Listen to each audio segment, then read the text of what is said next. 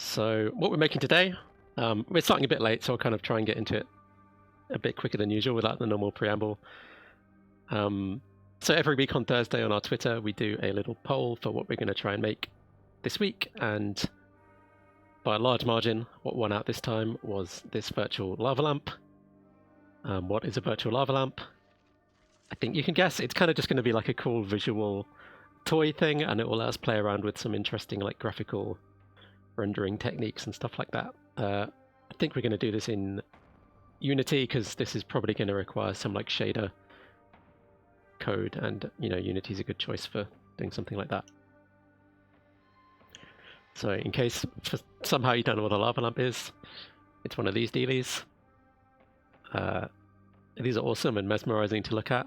We've already done a stream making like smoke and sort of fiery ember effects, so along a similar vein, lava lamps are just cool to look at. So let's make one of these, right? There's a couple of angles and like things we need to consider in this. So let's figure out, let's kind of break this down a little bit conceptually and figure out how we make one of these things. So I'm going to try and draw something now, which is probably a terrible idea. So in my mind, the classic lava lamp has like this kind of cap, and then like the glass area. Okay, this could go the wrong way. This is a lava lamp, everybody. Okay, and then you have the bottom of the glass, and then there's like a. Let me check my reference. Actually, I'm not. Okay, like that's something like that. So we have something like this, and then there's a base. I think what's actually going on is that there's like a bottle in here, like even with a little cap. So it kind of sits in here. And then there is some kind of like heating coil or element down the bottom. And then what you have in here is, I believe it's wax. Wikipedia to the rescue. Let's see what's actually inside a lava lamp.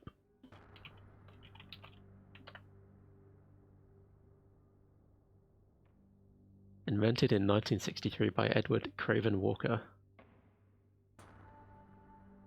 A bolus of special colored wax mixture. That's a new vocabulary for me.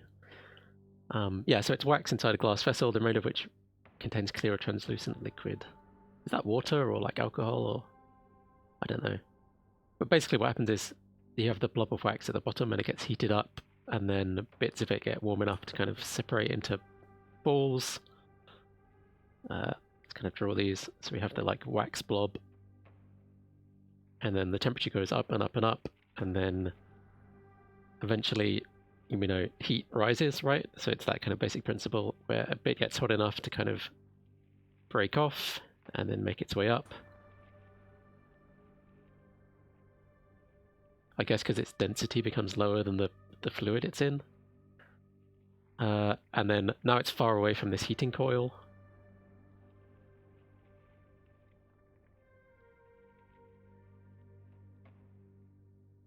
It gradually cools down again, right? And then so it starts to like fall back down as it cools. So this is like I guess like a convection current of sorts, or literally it's just a convection current. So that's the kind of behavior. So that's the physics of these things, I think.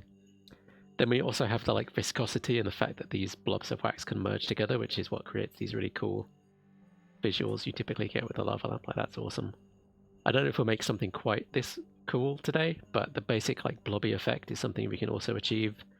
And there are some fairly well-known like graphical techniques which we can use to at least get this visual kind of blobby conglomeration-y type thing, right? Where when blobs are far away, they're kind of separated, but if you kind of get them close enough, then they sort of like somewhat merge together into one thing like this. And that's something which you can actually recreate in a shader like surprisingly easily. And I think this is an old technique, but we can use something like this. So we're basically going to have little points like moving around with some simulation of heat and convection maybe, and then there'll be a visual effect on top which causes this imblobination of all of those little fragments. Yeah, so let's kind of open up Unity. I have a totally blank project here. I'll move this over so you can definitely see the important stuff. Yeah, so we need something for this to be on. So I think I'm gonna kind of create a plane here. So just like a flat textured surface, and that's where the wax is actually gonna be, and then we're just gonna use like a shader to actually make it happen. So it's not gonna be like a true 3D thing with like spheres and like actual real geometry moving around. It's kind of gonna be faked like on a flat thing, because that's a much easier way to demonstrate this principle, and we've only got a couple of hours, and I think that's kind of gonna be more realistic to do, and it may look just as good as the real thing, to be honest. So I'm going to create a quad here, and this is going to be our kind of our actual surface.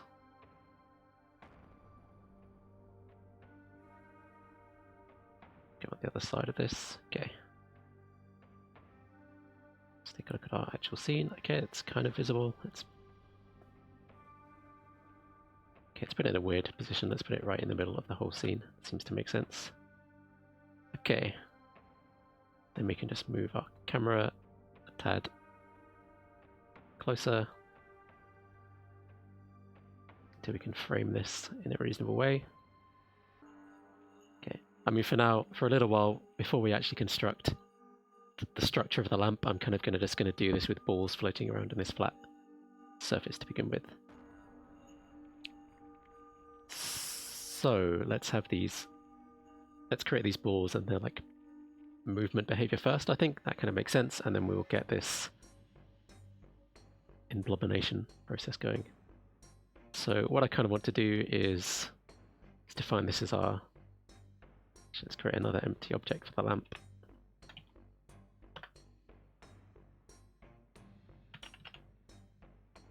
Stick this inside. Let's call this surface.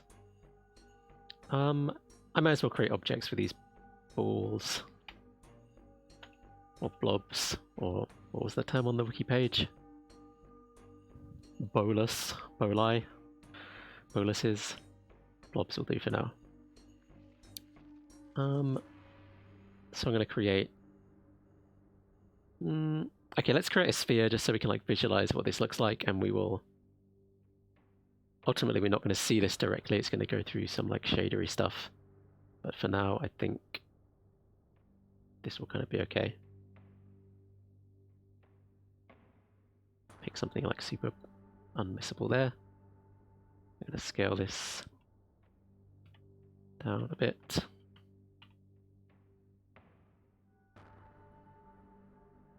not a sphere, it's a blob.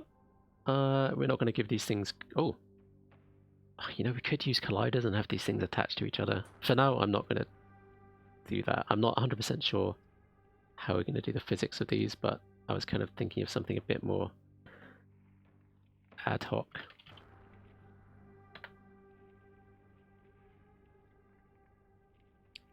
This whole thing's going to be very rough and ready as well, by the way, to kind of get the basic principles going.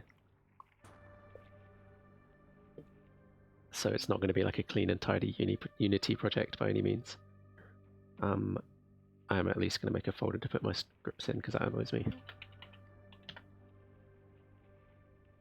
There's the blob.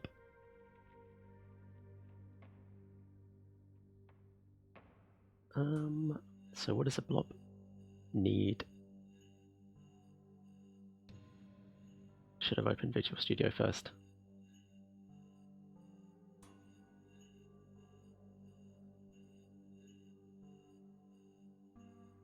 Okay.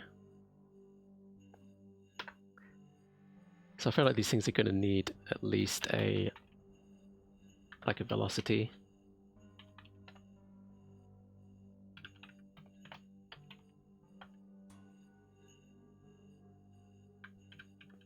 And then we're going to want to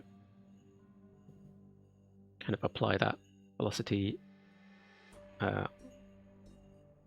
Let's do this fixed update actually. So fixed update, if you're not familiar, update runs like once per frame, but the length of a frame can vary. You know, it might be a 60th of a second if you're running 60 FPS, but it might be a 30th or a 10th if it's kind of lagging. Whereas fixed update kind of runs at a more predictable interval, which is generally what you want for physics simulations. They tend to be cleaner that way. So all I'm going to do is say, I'm going to take this velocity. So if you focus on one of these blobs, it's going to have a certain velocity, direction it's moving in, that v, and that will kind of, each frame it be applied to kind of change its position, and that's how you kind of make something move over time in the simplest sense. Let's do this locally.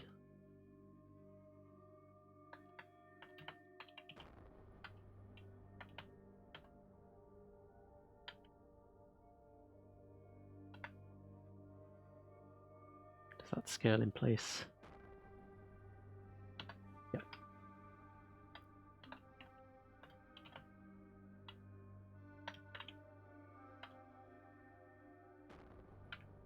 So what are we saying here? We're saying each frame, I could just do plus equals. We're going to add on to the position, the velocity, but we're going to scale that by the time. So if a second has passed, we're going to move it. If the velocity is 10 units per second and a second's passed, it's going to move 10 units. Whereas if a tenth of a second has passed, it's only going to move 1 unit. So that means time will kind of be accounted for there. So I like to kind of frequently flick back and check that things are actually working. Let's make this public as well, just so we can see what's going on.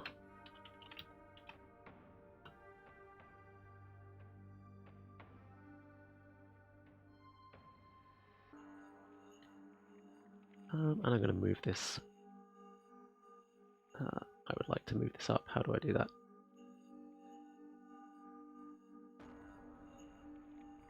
I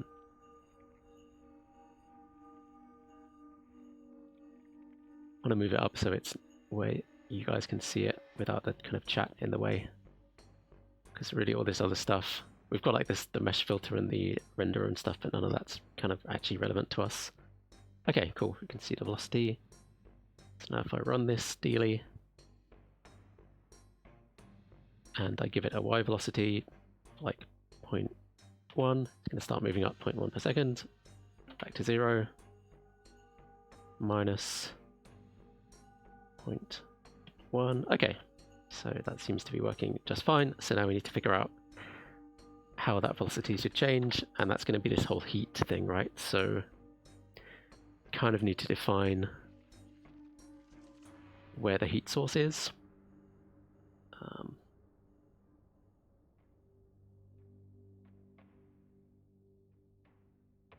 Okay, so this is like minus 0.5. That's I think a reasonable. I hate to hard code this, but I'm actually going to do that. Okay.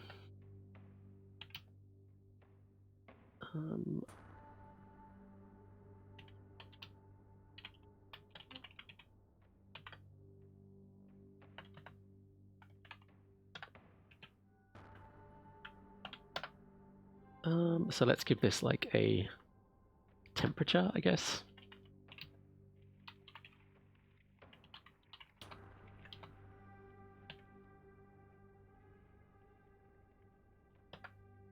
And then that's somehow going to tie into velocity. I'm not totally sure how that's going to work. Okay. So the way I'm thinking of this is, when it's hit the bottom, we don't want it to go any further, right? So if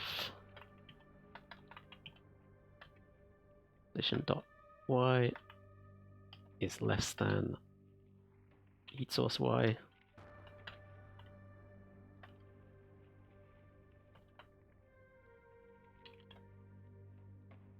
I can't just set this, right? It's an immutable thing.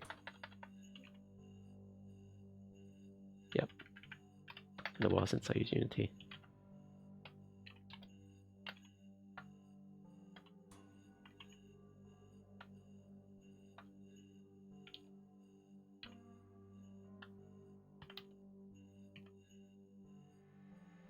So it's not actually going to factor in here, but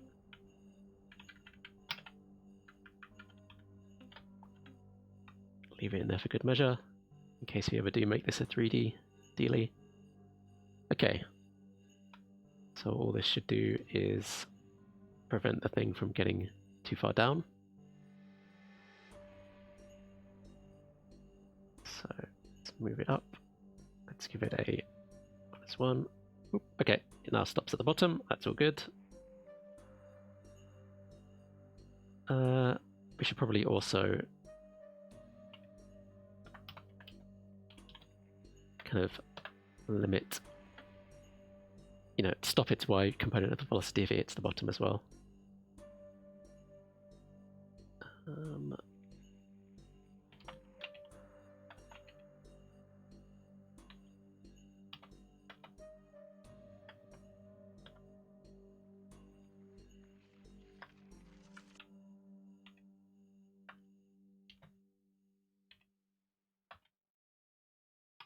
Not the cleanest code I've ever written, but this should do its thing. Okay, so we've kind of got some super rudimentary collision detection here, essentially. So if I now put this back up, put this down, okay, it now resets this back. Awesome. Should probably set some other parameters like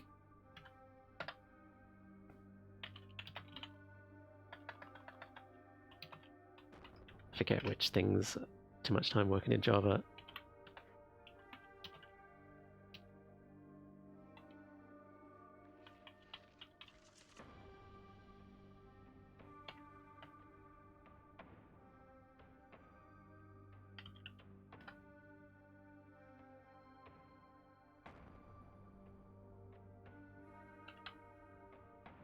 Okay, then what I'm going to do is apply the gravity to here. And all the gravity is going to do is that's going to push its speed down over time.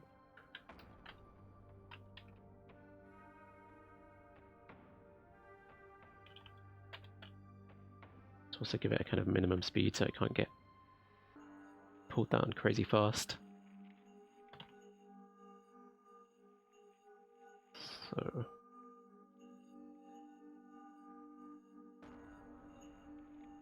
do is I could just give it a gravity vector, that's easier. Screw it.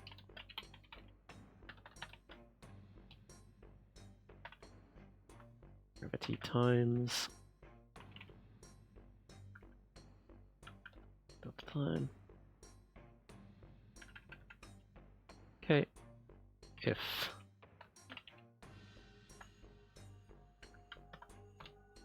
less than its sort of minimum, we want to sort of clamp that.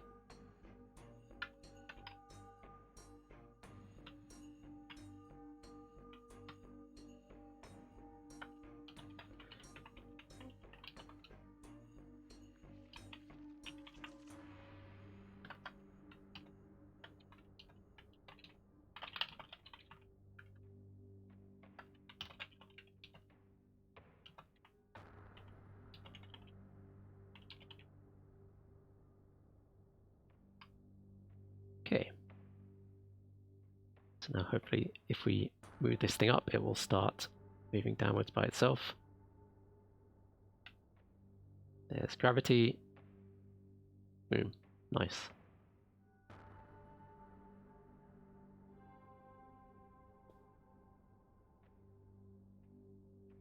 Seems okay to me.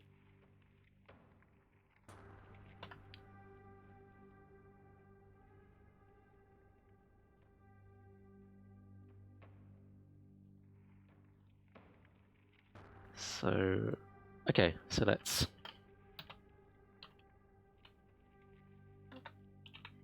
eating.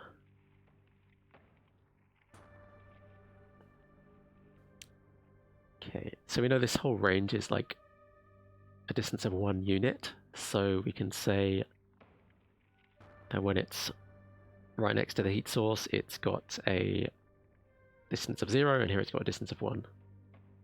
I think what we probably 1. I mean, this is not in any way intended to be physically, scientifically accurate, is that we probably want like a curve like this, right? So when it's right next to the heat source, it's getting like full heat, and when it's away, it's kind of dropping off with like the square or something like that. Hopefully that makes sense. If anyone has any questions or stuff doesn't make sense, then please let me know in the chat, and I'm happy to go into diversions about any of this stuff. Otherwise, I'm just going to kind of start flinging things into the code here. So dist to equals, it's going to be transform dot y minus heat source y. That's the distance to heat source, so float the, let's say the heat influence, going to be equal to what? So if the distance is 0, then it should be 1. So we have 1 minus distance to heat source. This gives us something in the right kind of scale, but we then probably want to square that.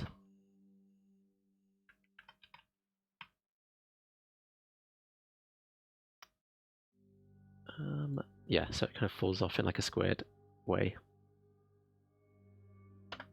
And then I can just say temperature plus equals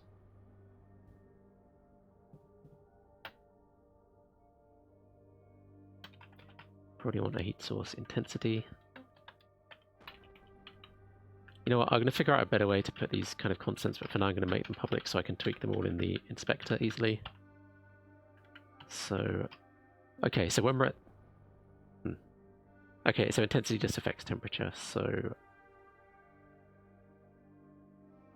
let's say 1 degree per second or something like that.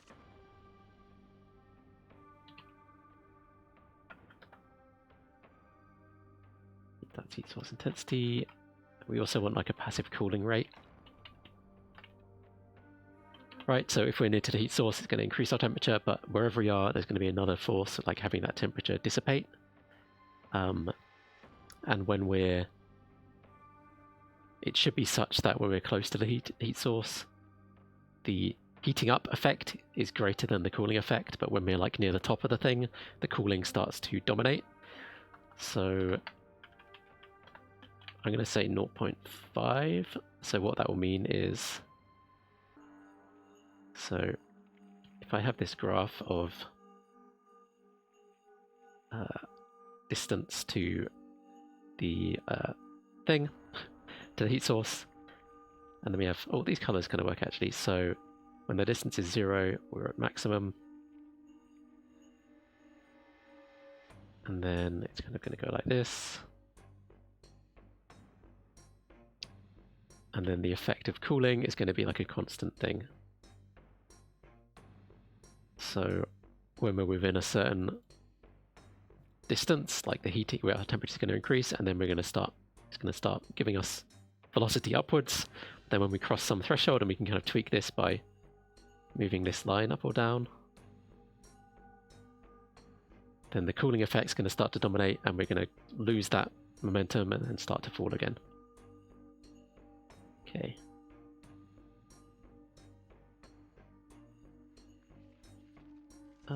That makes sense. So, and then I also kind of want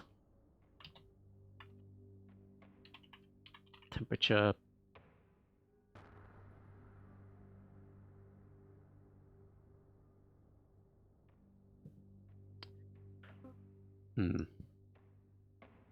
This isn't technically how this works, I don't think. It's more about density than strictly temperature, but I kind of want to say the higher our temperature is, the more like upwards force it's going to give us. So yeah, these are very much tunable parameters. So then what I'm going to do is I'm going to say temperature is that. I kind of want to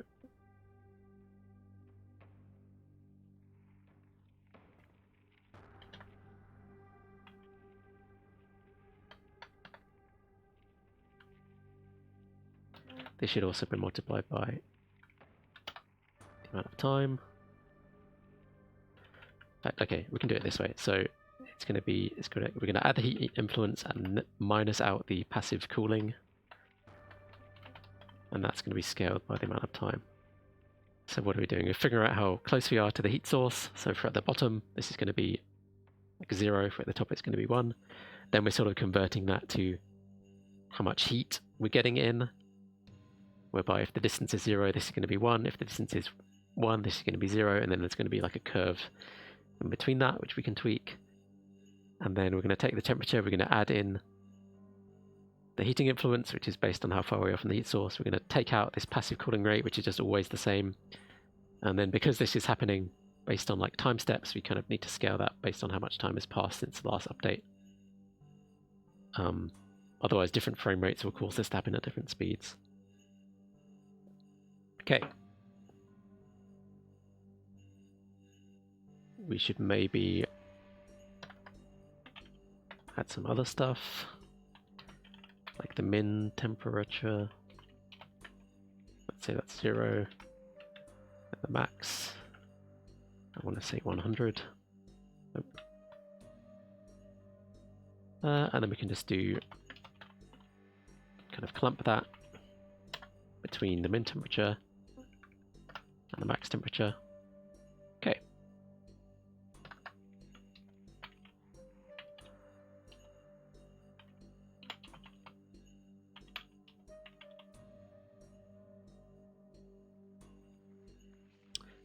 Okay, you know what? We should do something similar to here, how we add the heat influence and take out the cooling and then just factor that in. I think we should do something similar with gravity. So temperature and gravity affect our y velocity, something like this. So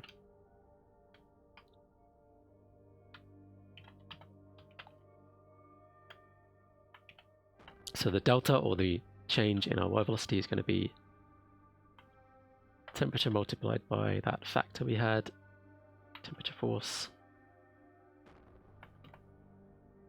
minus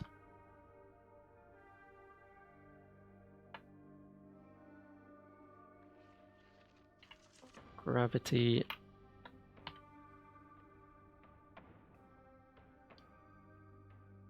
that should again all be multiplied by our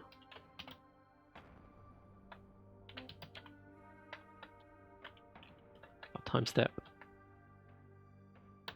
and then I'm just going to clamp this equals, so we're going to take velocity y plus delta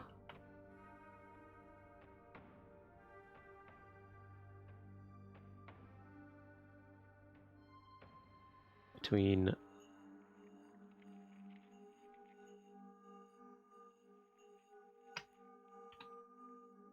okay, you know what, let's do it this kind of way. So between minus max y speed and max y speed, like that. Cool. And then we're going to do this.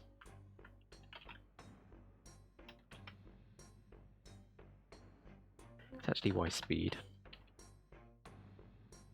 Why is it y speed? Because velocity is technically speed and direction, but the y already tells us the direction, so it's really just kind of this speed. I mean, I think that's safe to say.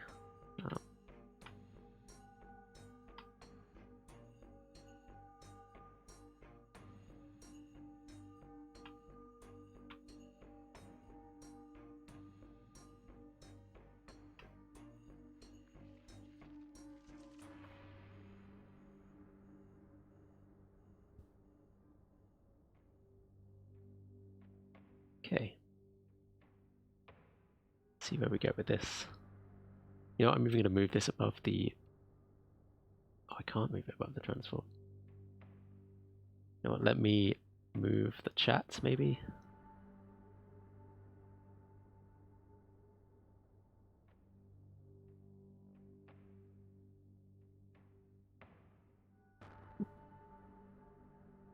not ideal, but hopefully that gives you more to see.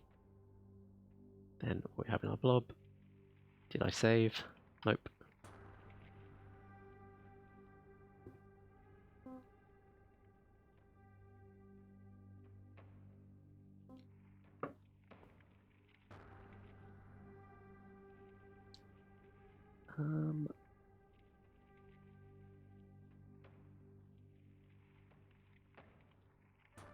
So let me try manually moving this and seeing how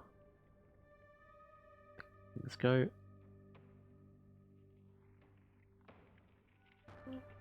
So I'm expecting that this increases the temperature.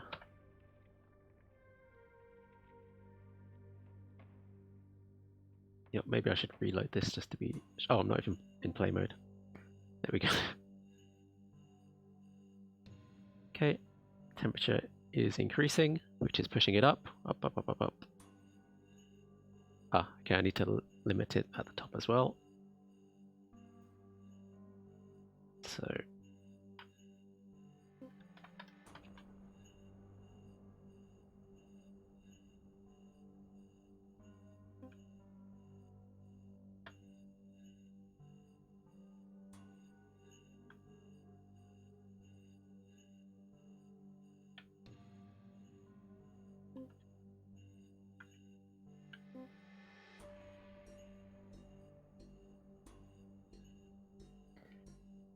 janky, I did not like that I had to copy and paste there.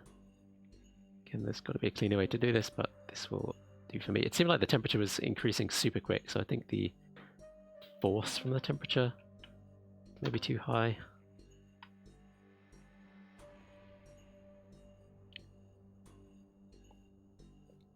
Okay, temperature's increasing, 1 degree, 2 degree. You know, I know lava lamps take a little while to start normally.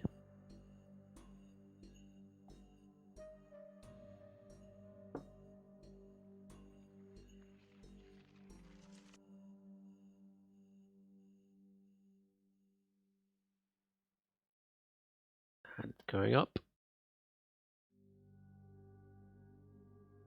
Pretty quick. Now the temperature's dropping. Starting to go down again. Okay.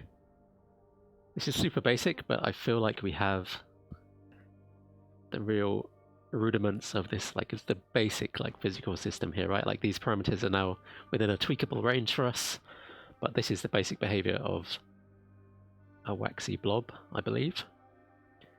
So now, yeah, it's definitely going too fast, so let me like make that way lower perhaps, which means it probably needs to get way hotter before it's ever gonna start moving upwards.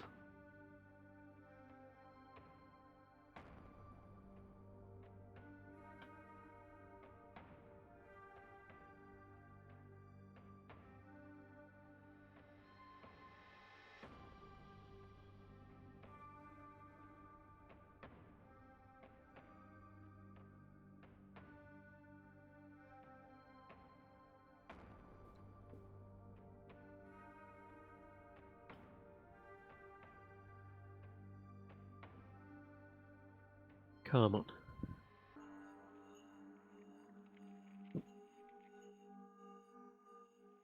That's interesting. I suppose it makes sense. It stops updating if you highlight it. It would be slightly annoying otherwise.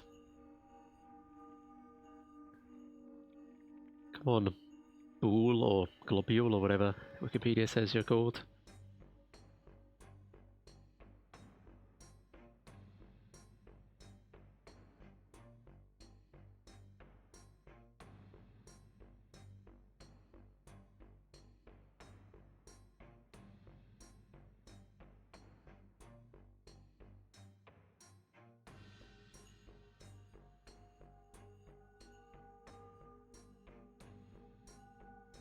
Still not really moving. You know, I could just calculate this, right? So if it's 100 times that, it's 0.1. It's going to be exactly equal to gravity, so this needs to be at least a little bit higher.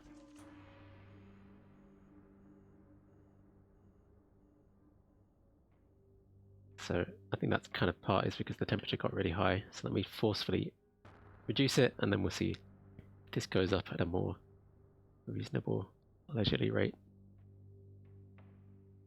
I guess at 0.3 we're going to be at like 40 degrees before this starts moving up, maybe. So I could probably just hack this up to 30 there.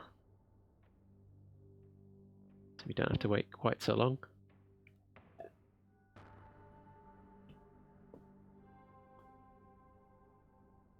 Yeah, okay. Looks pretty leisurely.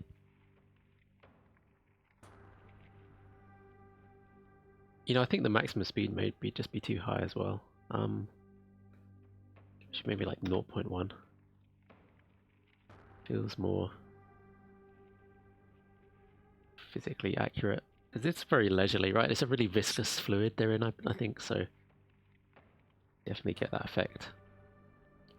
I suppose it has to be because the wax has to end up being less dense than whatever the like fluid it's all floating in is. So I guess it's not just water. I don't know. Don't know how dense is wax. Any material scientists around? Okay, it really seems now that we've got a nice little cycle going on. I mean, we could probably stand to make this even more like leisurely.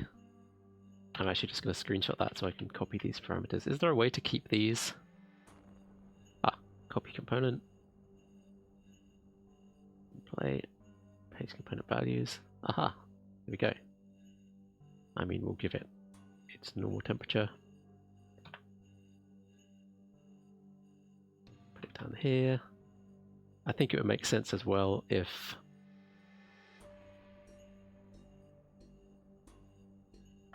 temperature like made it get bigger and smaller.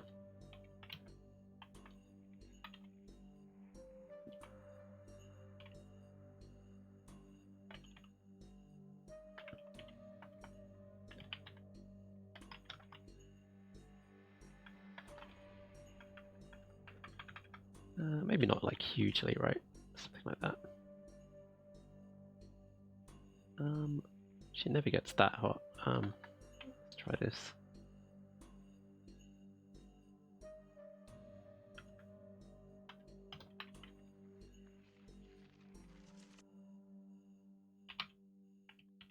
Temperature needs to affect the scale, so does this have like a map function? No. So scale should be, so we need to map, if the temperature is 0, then it should be this. If the temperature is 100, it should be this. So we kind of need to work out the ratio between those. So kind of late in the day for me. So this is a very common thing. I've been used to using processing, which has a really handy map function, which will do this straight for you. So we need to do temperature minus min temperature. I mean, it's 0, but in theory it could not be that. Divided by max temperature minus min temperature. So what we're doing here is we're saying how far am I above the minimum, and then take that as a proportion of the total range. So in this case, if my temperature is 20, then it's 20 over 100, which makes sense. It's like 0.2. So we need temperature min scale plus this multiplied by temperature max scale minus temperature min scale.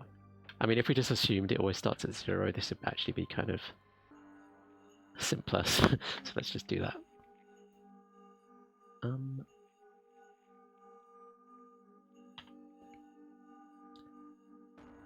So it's going to be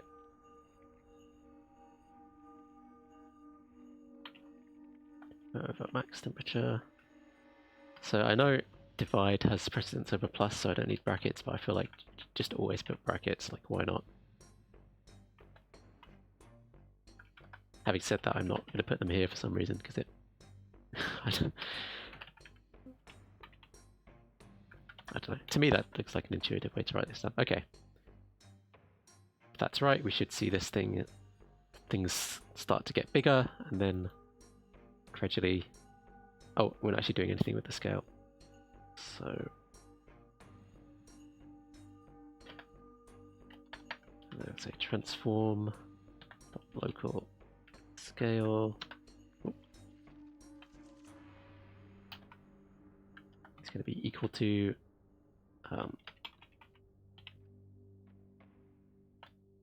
it's a handy way to do, like, rather than new vector3 scale, scale, scale. That's a more intuitive way to write that. Okay. Back to Unity. Okay, it's getting big, it's getting big.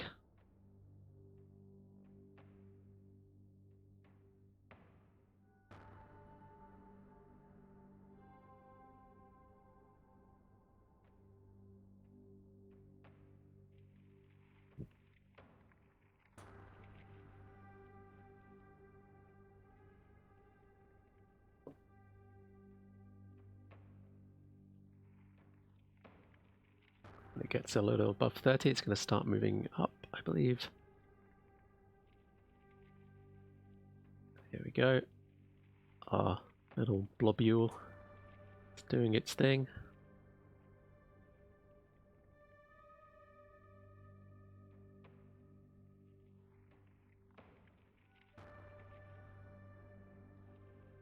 Doing its thing, doing its thing. It's going to get to the top. It's going to start to scale back down as the temperature drops.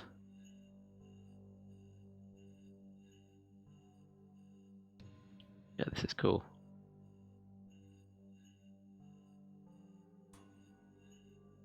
I do think the scaling is a little too extreme, so let's start there. I mean, that's probably too small overall.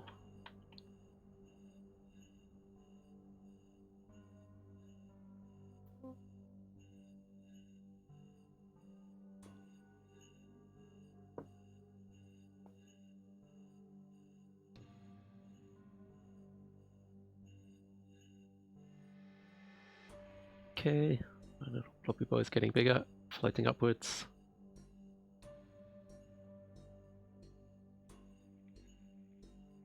Starting to cool down.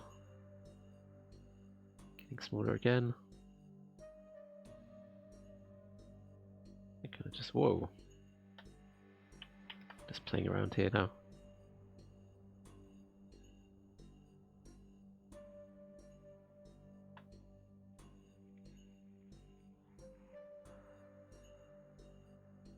Okay, awesome. It's kind of subtle, but we will see that, I think, more pronouncedly when we add the like actual blobbiness effect and visuals on top of this. So 0.1 and 0.4, I will remember those. Okay.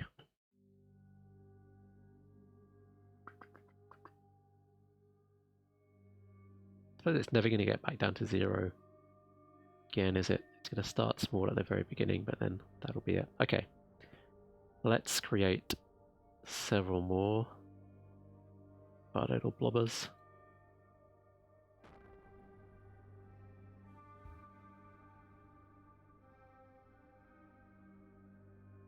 Position these around, just on the bottom. Maybe give them like slightly randomized temperatures just to so they don't all do their thing at exactly the same time. And I feel like we want probably quite a few of these.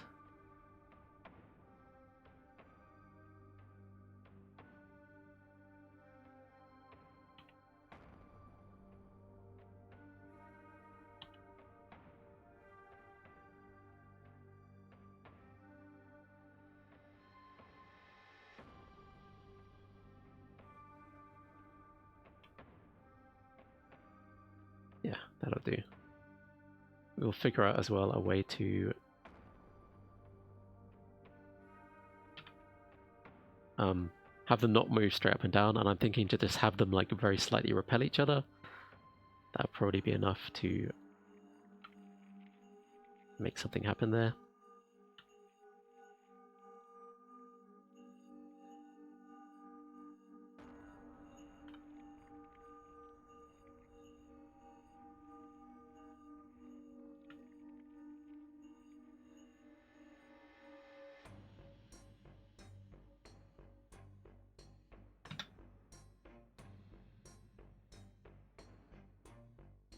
cool. Let's see how these behave.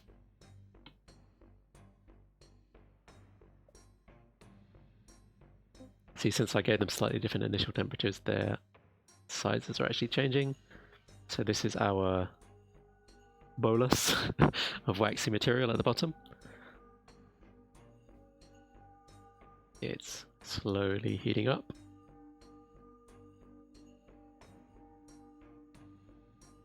Heating up. Heating up.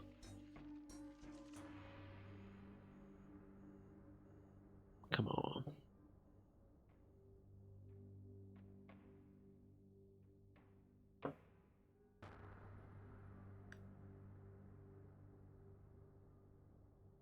Yeah.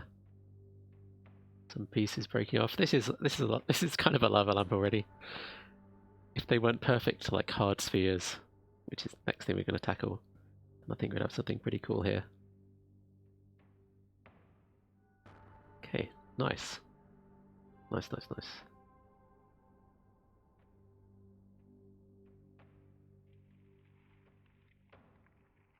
Yeah, they're going up and down, as they do. This is what a lava lamp does. Okay.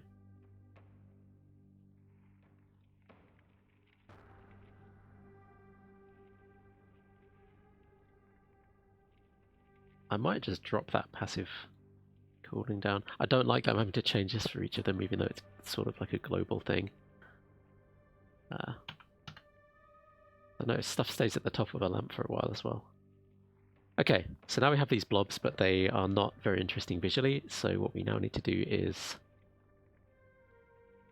or what I think I will do rather, is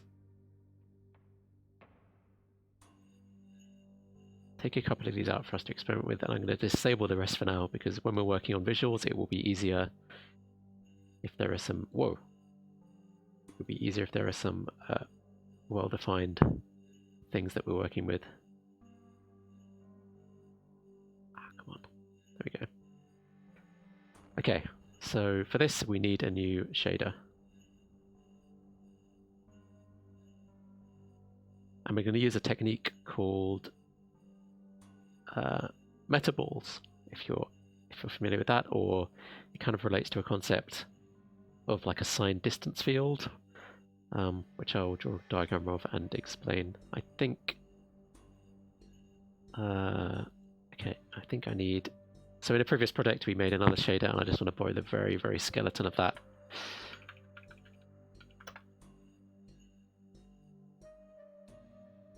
So I'm looking through the trading card effect we did. Library assets, shaders. Let's have a peek inside here. Yeah, it's all this stuff, right? Like making sure the alpha and the transparency is kind of set correctly. I think I probably want this one.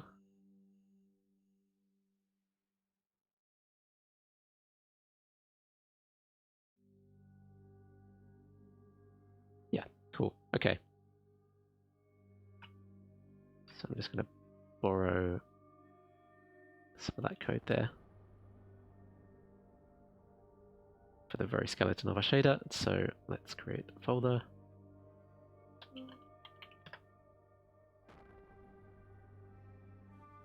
And then add a shader here. Call it lava shader.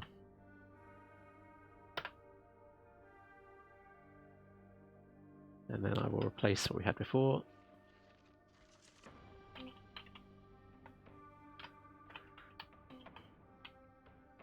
Okay, and the way the shader works is that we need to, doesn't need a texture really.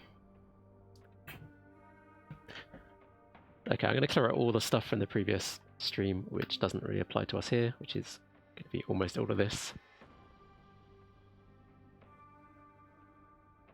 This is going to, we need something like this. Okay, so it'd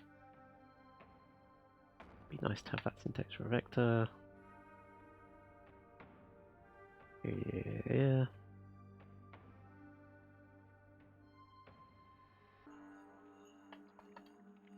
don't actually need any samplers.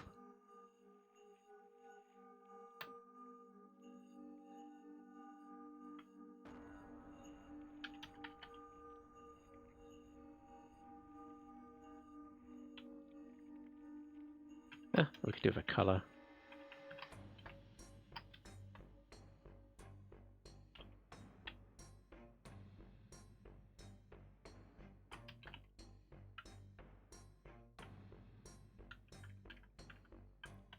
For now, let's just make something which does not do any of this crap. We just want a fragment shader, and a fragment shader kind of runs per pixel, because the effect we're doing is kind of going to be like a... we need to go through every pixel and do a bit of math on it, which I will explain shortly, but for now I just want to have this to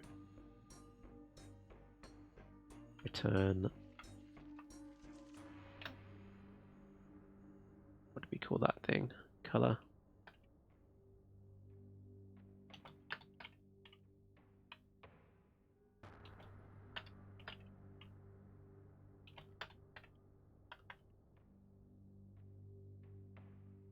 W? I forget exactly how this is set up. Okay. Oh. Did not like one of those lines.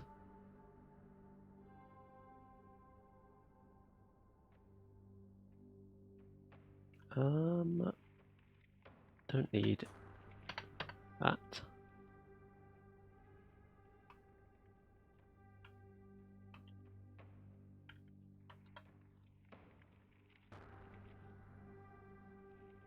Don't need this stuff either.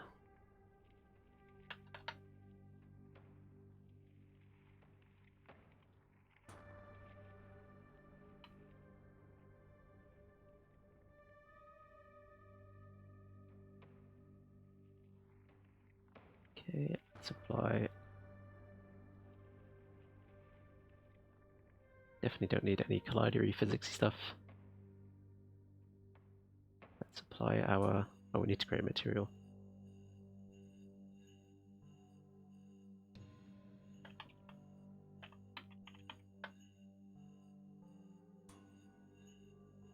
So under custom, lava shader. Okay, so you probably can't see the preview here. There is a little preview for this, so I should be able to pass in different color. There's surely a built-in thing for color actually. I probably did not need to.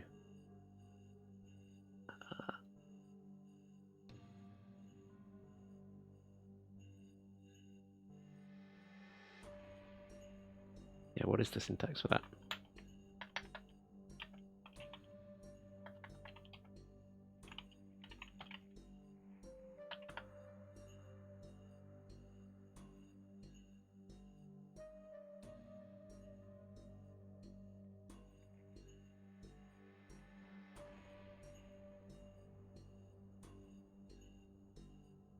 Aha. There is a built-in color, and it comes through as a fixed one. Okay. So let's just do it like this.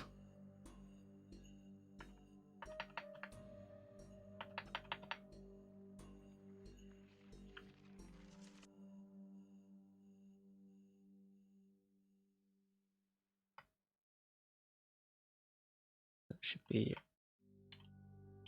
fixed for. Should do exactly the same thing. Okay, now we get the nice color editor. We can give it whatever color we want. That is fine. It's not super impressive right now, but we have access to do stuff to all the pixels, right? So to make sure that's working, I could say, hey, the red is going to be, or the alpha is going to be multiplied by like the UVX value, something like that. We should have something which has some transparency. Cool. Let's take this surface, let's apply that matte to it. To that surface, please. Boom. Cool. Okay. That's not the effect we actually want, but you can immediately see that we're getting somewhere at least.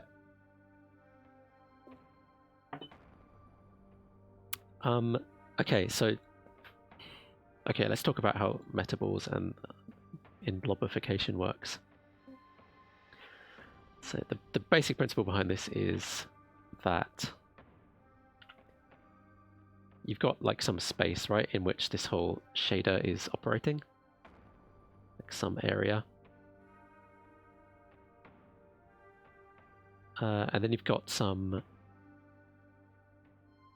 You need to be able to determine a value for each like pixel in here, which is going to be based on some objects or shapes in the area, right? So let's say we have these points which kind of represent our blobs. We kind of define something whereby based on the distance of these blobs we have some value, right? So maybe if we're right on the blob, then it has a value of 1. If we're... and that like falls away as we get further away, right? So maybe something like this. So we can imagine like it's like the value is high here and it gets lower further away. But that's the same in all directions. So it's more like radiating circles, right? Like that's value of like close to 1. That's like lower value. That's like lower value. And then maybe this is like 0.5, right? So the way Metaballs work is we can say, right, at the point of 0.5, that's where we're going to like draw a line, like a visually visible line. So, or any pixels where the value or the distance or whatever it is comes to 0.5, then we're going to like draw that. So that creates like a circle around this deal. Where this gets interesting is when we have multiple of these things, like multiple objects in this area, and what you would tend to do then, if I pull this back, is that you would add those numbers together, right? So you can imagine, you know, this has... oh.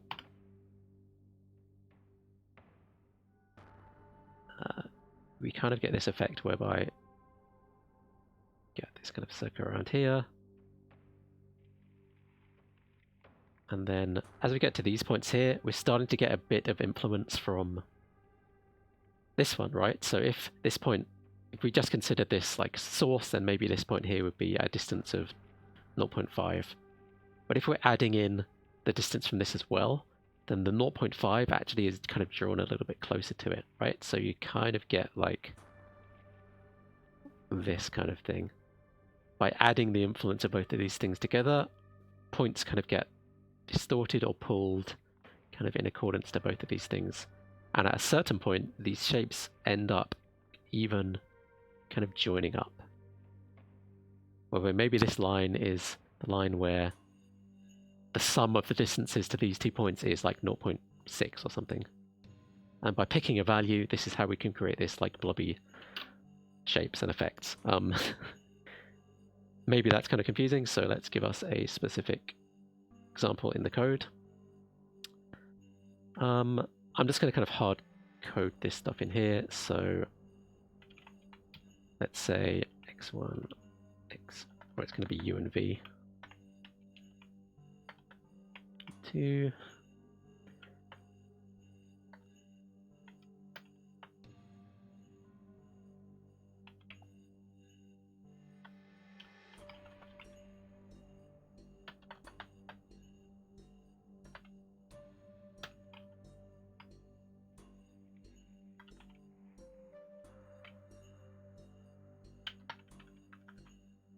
So what have we just defined? We've kind of just defined 2 points, where if this is our whole UV space, like the whole area of the texture, I always forget where 0, 0 is like, is it top left or bottom left? I'm not sure. But this is like, you know, 1 and then 1 on these axes. So we define something at 0.25, 0.25 and something at 0.75, 0.75.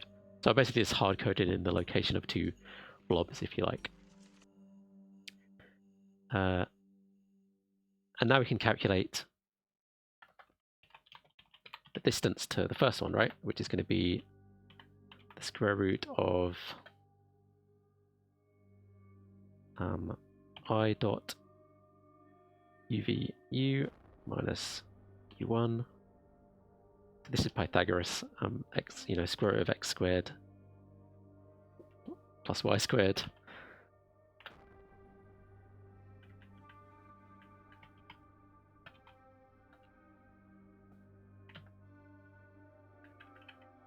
So that's the U, or like the x-axis if you like. And then there's the V. Okay, so for now, let's just color this, or give it an alpha equivalent to this distance.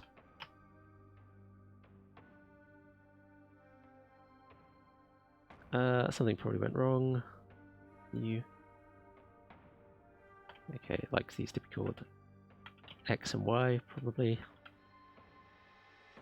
So shaders had this funny thing where you can access like multiple properties at once through what they're called swizzles, and I always forget which ones are actually well defined and exist. Still something wrong. 954.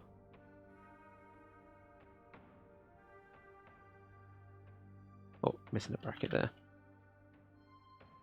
So right now I'm actually ignoring this, so I'm going to move that out of the way.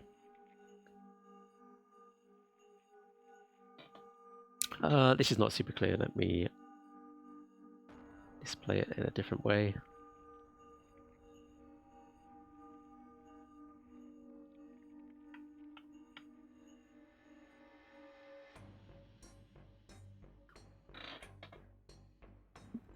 Let's always give it the alpha's making stuff hard to see.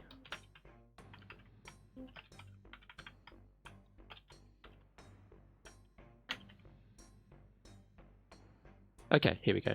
So what I'm... Okay, so the point we're considering is 0.25, 0.25, and then we're kind of coloring it based on the distance from that point. So, okay, clearly 0, 0 is in this corner because 0.25, 0.25 is here.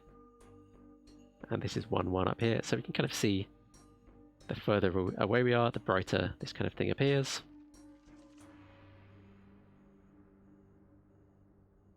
We could do something similar for like distance 2, right? And just compare it to the second point.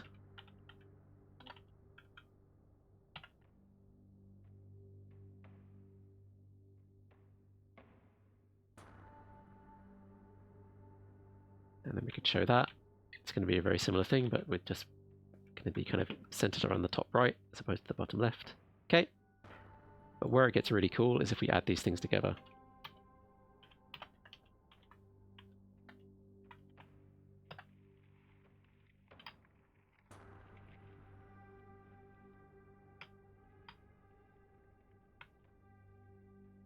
Because now the thing we've drawn is somehow factoring in both of those. And we could kind of imagine that if we picked a certain threshold, we're kind of seeing this like dog bony blobby shape appearing, right? So that's where the other factor comes in, which is the threshold. And this is like where the line is drawn, if you like. Fresh like. Speaking and typing is hard.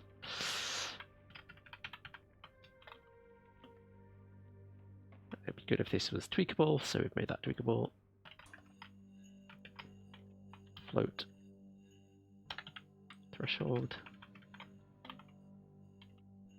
So let's now do something where we say if distance is less than threshold, and we're going to just return one color. Otherwise, we're going to do... We do pass? Okay, we could do something where we just ignore something completely. It's not like that. Pass, it's not accepted. How do I... Is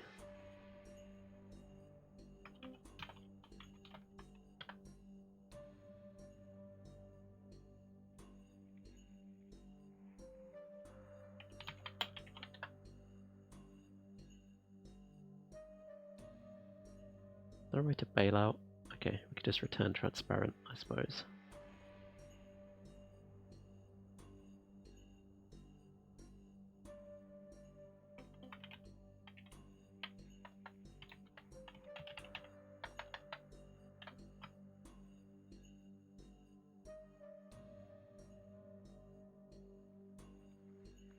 That's not ideal. We should tweak the... Ooh, interesting. Okay, we can only see it. Okay. If I tweak this threshold,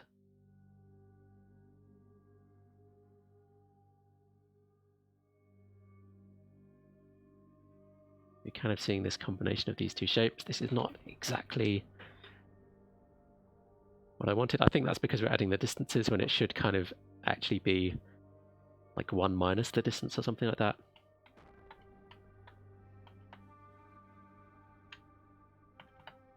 So that they kind of add together, because having the inverse is a bit odd.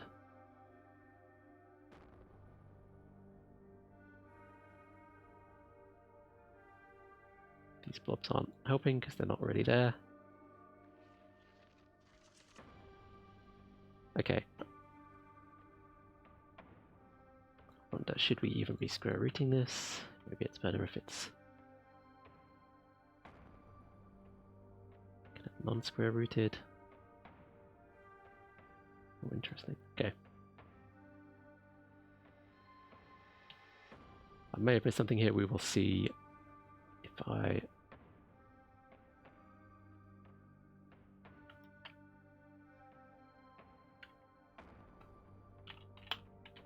So this is no longer the distance already, it's more like the influence of each of these things.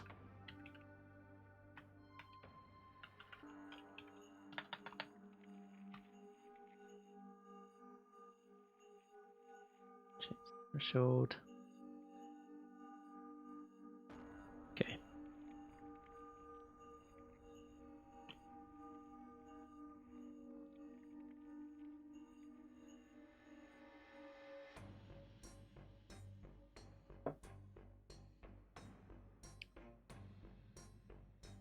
So what I want to be able to do now is to pass in like multiple positions for multiple blobs, ideally.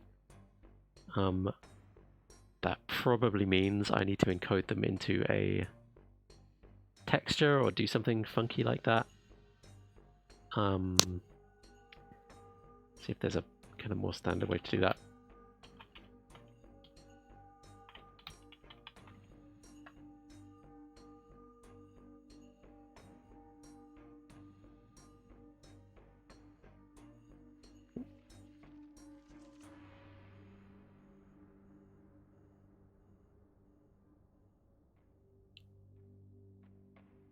I mean, I could just hard code this thing to support multiple things. So I need to be able to pass some extra information in.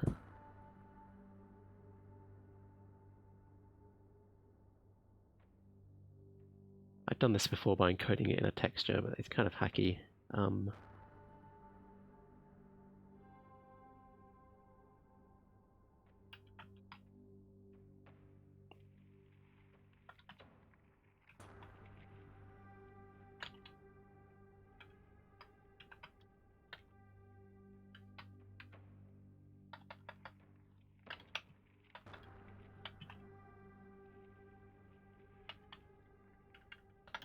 Okay, I think the way we'll do this is we can encode different information in this vector, right? So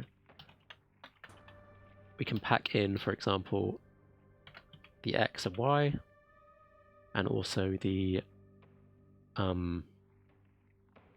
like intensity.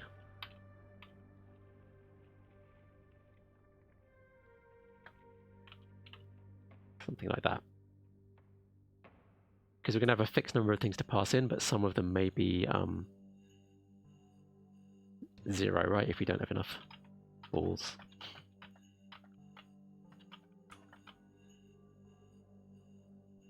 I'm sure there's a better way to do this. Let's go for 10 for now.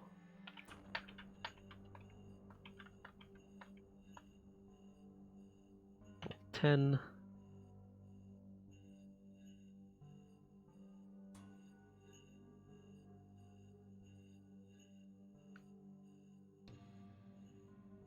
we need a load of other stuff here. Vectors come through as float 4.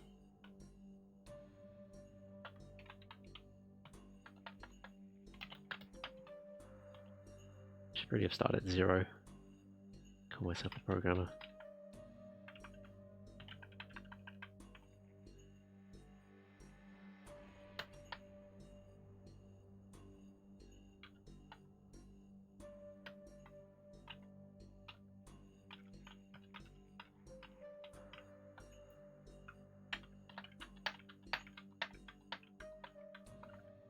mean, things used to work this way, right? Like, you'd have a fixed maximum number of lights that like OpenGL could handle or whatever, and they just have their own like named constants and stuff like that. So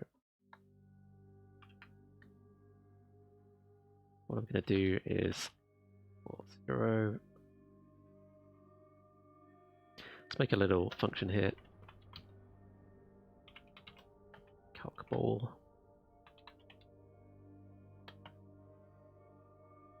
And we're going to say something like this.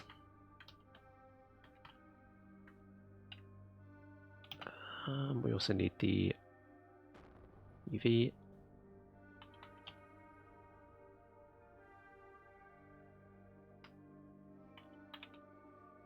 Return.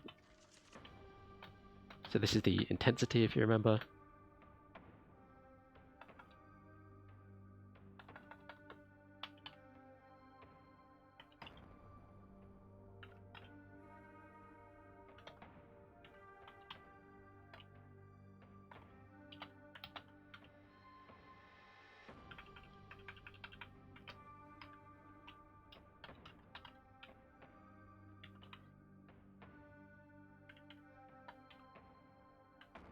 So you might think I could just check this Z, and if it's 0, I could just ignore and not do this calculation. But as far as I'm aware, you're like doing an if statement in a shader is generally not ideal. You're better off just calculating and then like multiplying it away into nothingness. Because it's more important to be predictable than it is to like, you know, skip out whole big blocks of code, generally speaking. I'm not a huge shader expert, but that's something I'm vaguely aware of. So it's better to calculate it as multiply because that's more easily parallelizable and branch prediction and all these crazy things.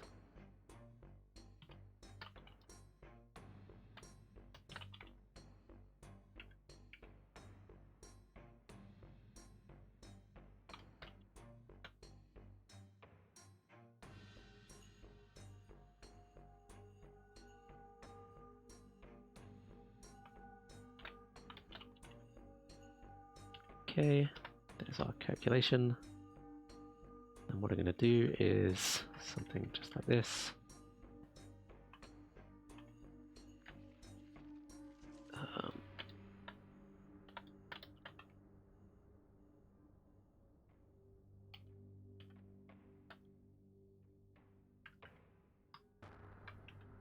just going to add a bunch of these in.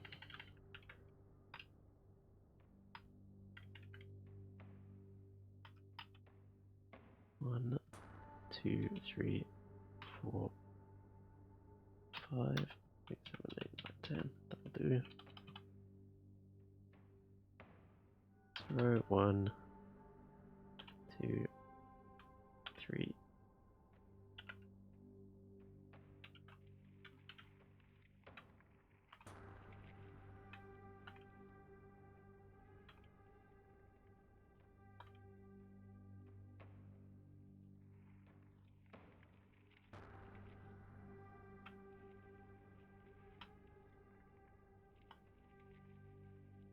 Okay. So now what we're doing is we're factoring in loads of up to 10 balls, and we've kind of compartmentalized that processing code away, which probably means, okay, it doesn't like that. Line 74. Oh.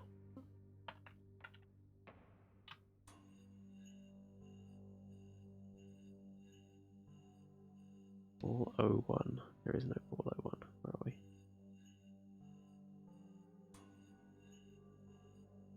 Line 84. Oh. Don't need this either. So we should see nothing. Okay. So let's add a ball at 0, 0 with influence 1. Do we see anything?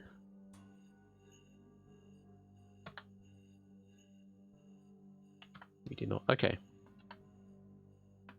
That's 1. We can probably tweak the threshold until we see that. And then we can kind of move this thing around. Okay, this is kind of cool.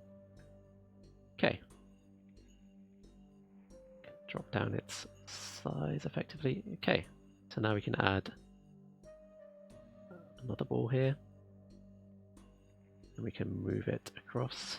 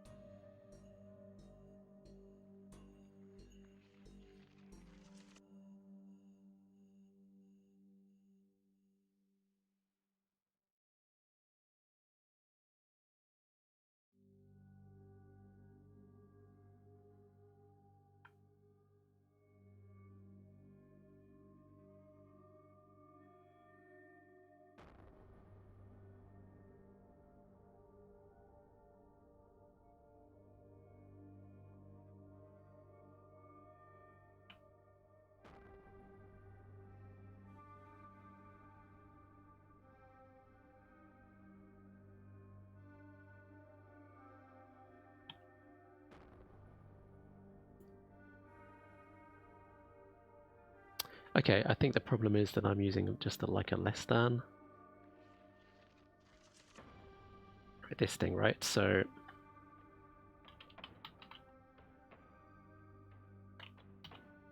what I really want to do is figure out just the difference between these things.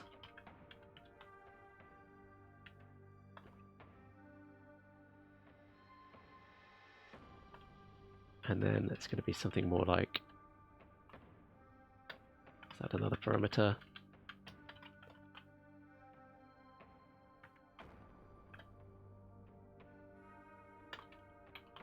Wet tolerance.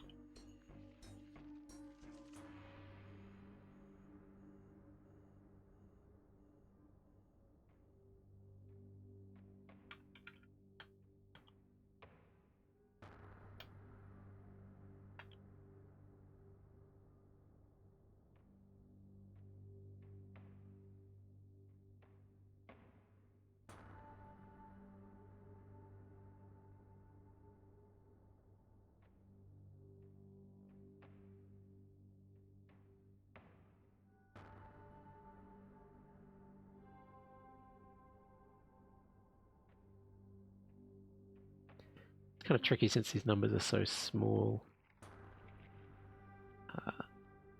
So this editor is not super nice. Is there a way to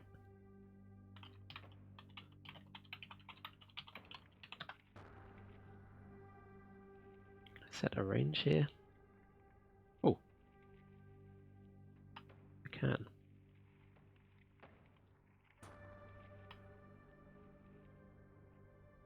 This will probably help this tweaking of parameters.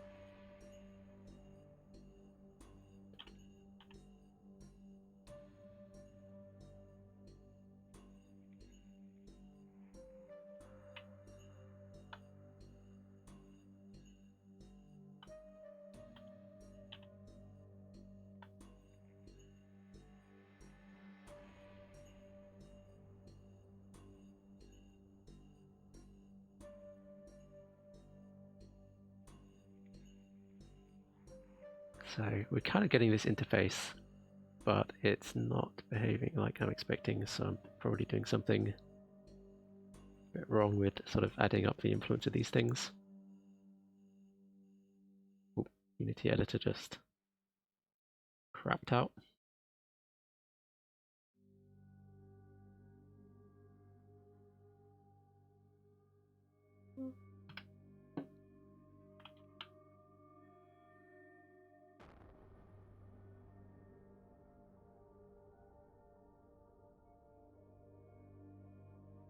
You know what? I've got another project where I've previously done this, so I may just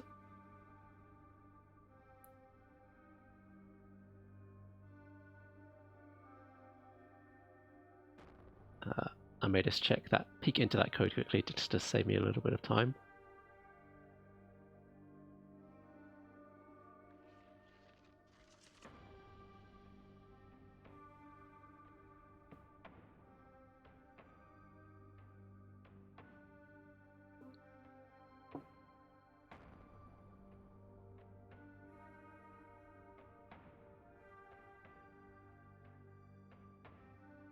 Ooh, did not save the scene. Ouch.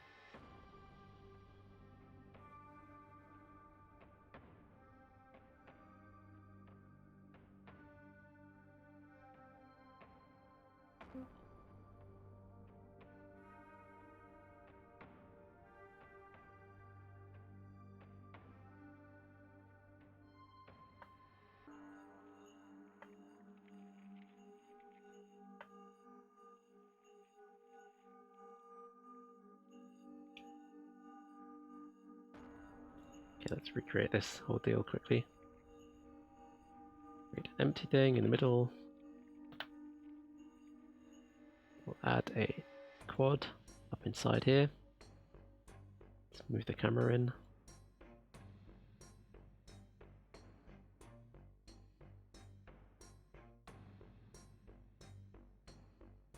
Call this the surface.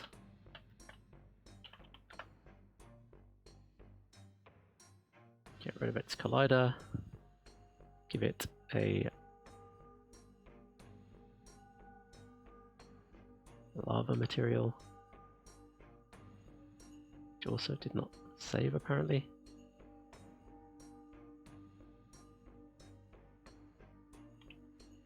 Okay.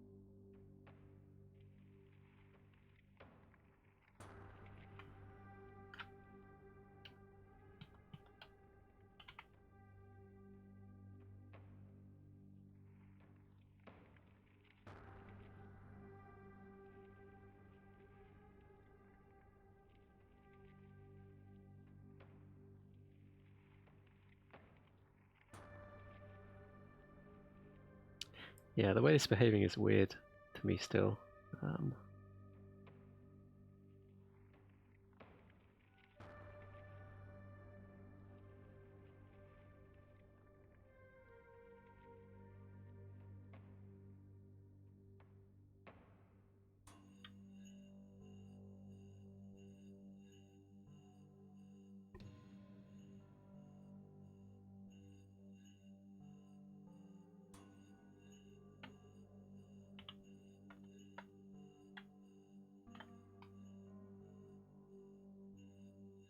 Ooh, kind of funky.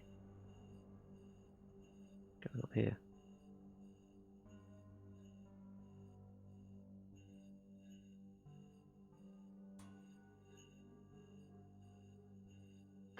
This is kind of weird. Okay.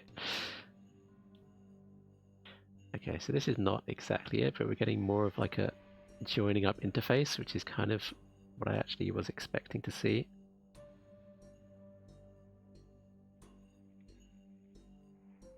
Right, see the way they're kind of merging together there. This is more of a metaball-y deal. Shrink this way down.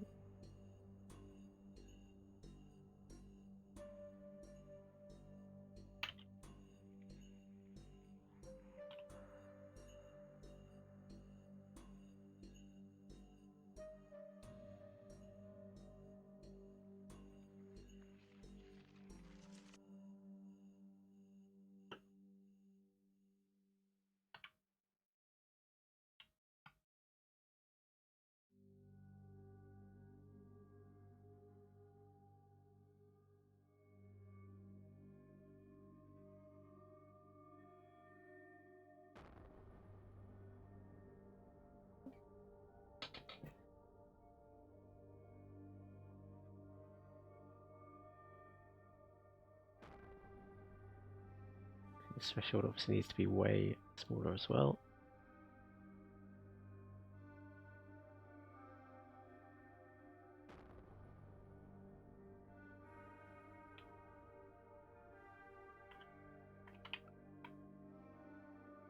Tolerance, rather, is what I called that. So which kind of defines the thickness of this line, essentially.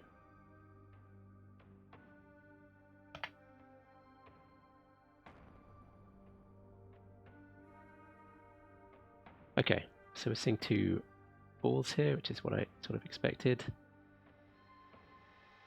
But there's something odd here, right? I kind of would expect these to not create this crazy connection like that.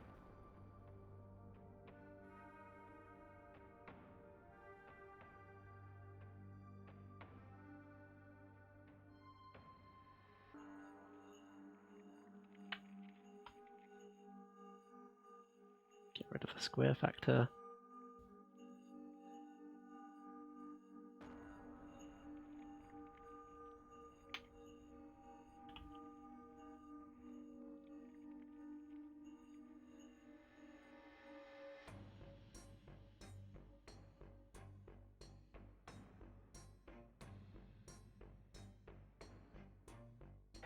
You know what, let me just render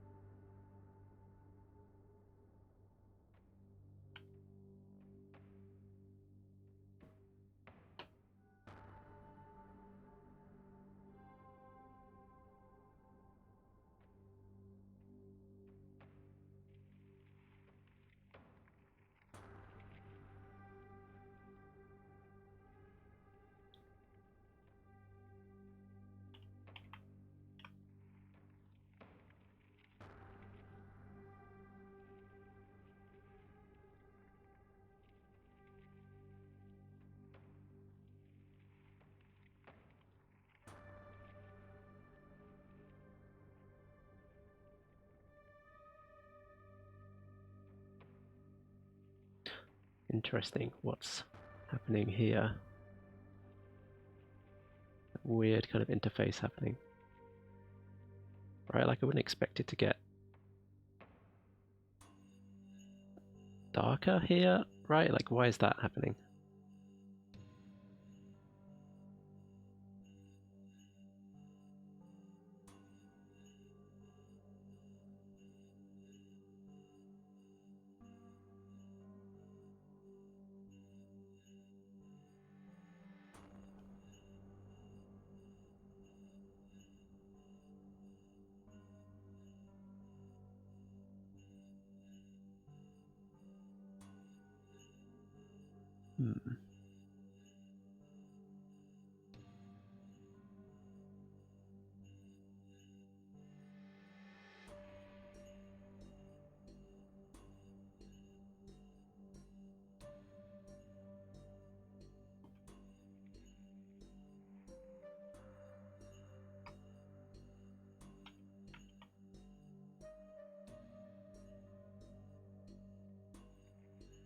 Another debugging stream today, I'm afraid. It happens occasionally.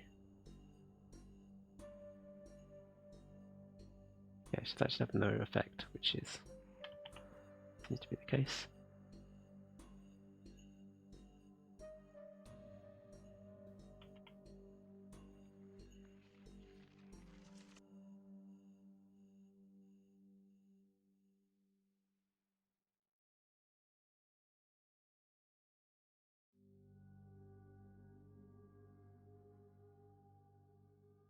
Did we Google?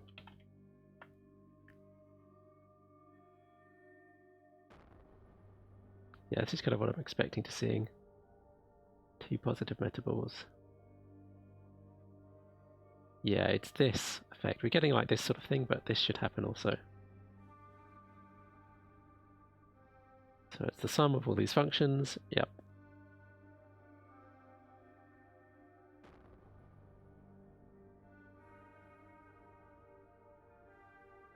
Oh, they do 1 over. Okay.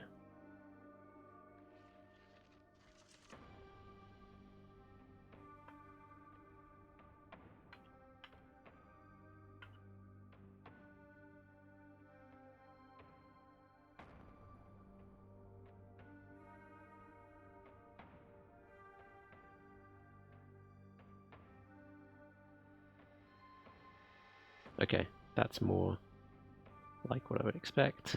Okay, there we go. That's what I was missing. See these things blobbing their way up together like that. That's what I was hoping for. Could probably still add that squared factor in, and that would make them a bit more focused. Okay, problem solved. There we go. God damn it, finally.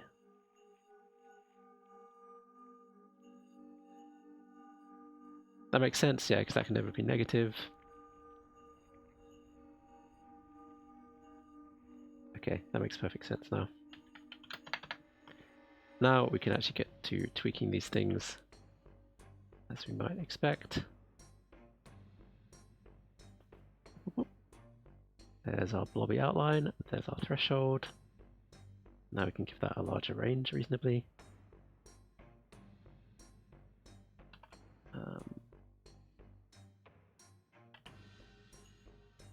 Why not? There we go. To make it chunkier. Okay, now these things can blobulate together, which is going to be the basis for our waxy, blobby kind of effect. Okay, cool.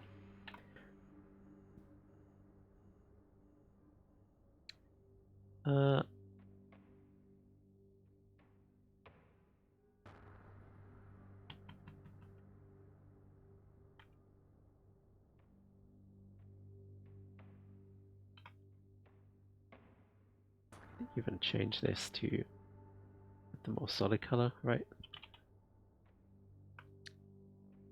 Okay, so I feel like we kind of want the outline and the middle, if that makes sense. So let's do like a, let's give these 2 different colors.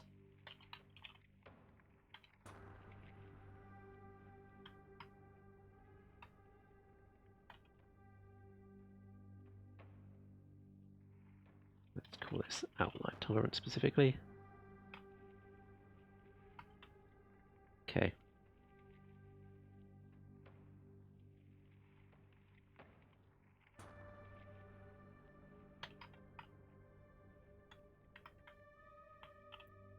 Then that means what we can do is we can say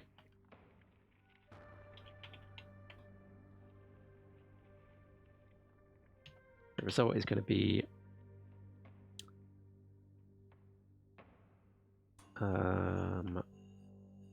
so okay, so what I kind of want to say is if if the influence is less than the tolerance, then it's going to be the color. But to avoid a conditional, I can do something like color times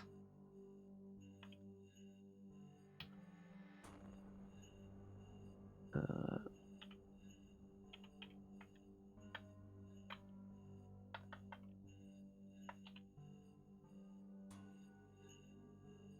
now I'm just going to return that.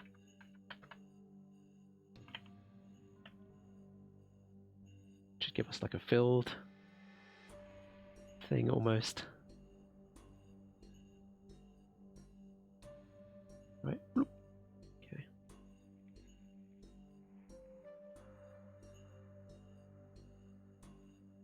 Well, you know what?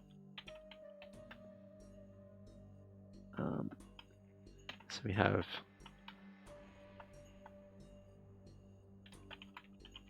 fill intensity is this thing.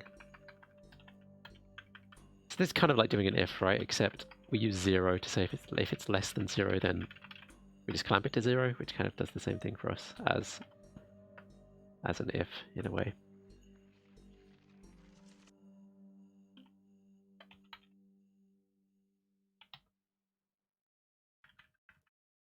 So we're just going to go component-wise because we want the alpha to always be something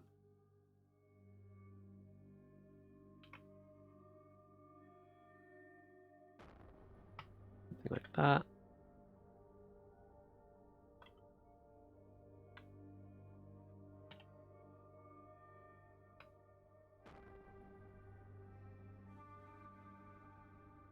It's the same thing.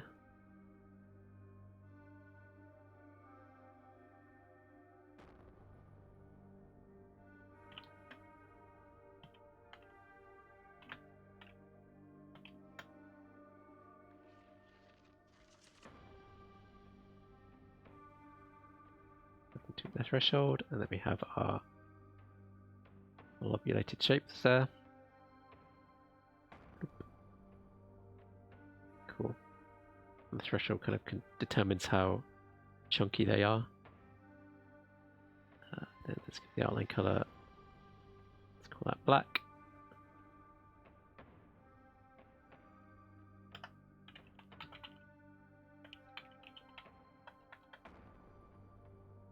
Intensity equals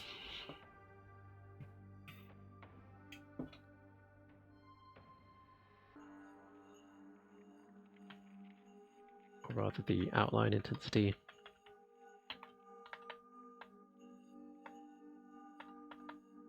line. It's going to be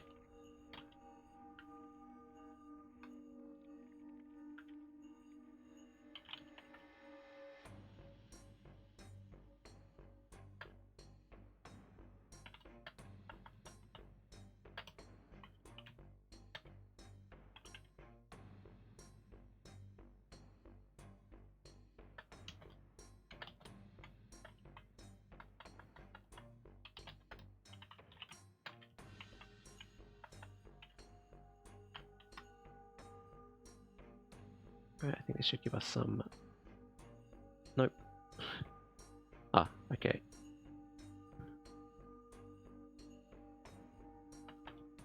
So I should add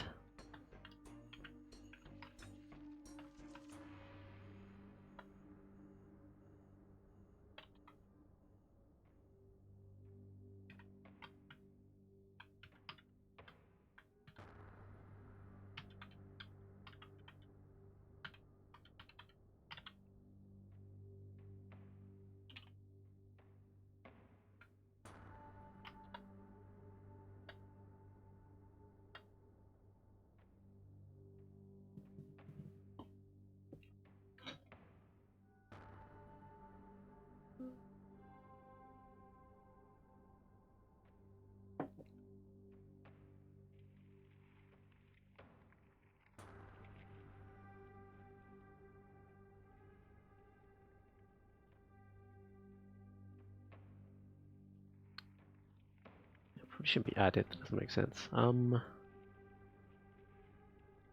Okay, no, this will work if the outline is the lighter color.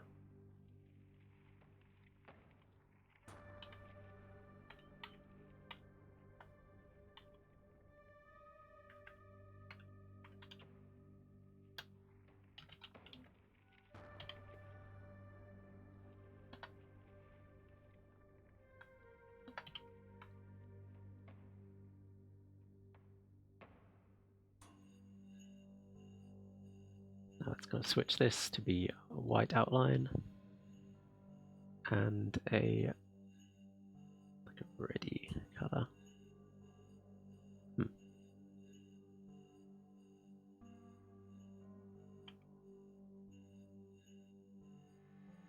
That's weird.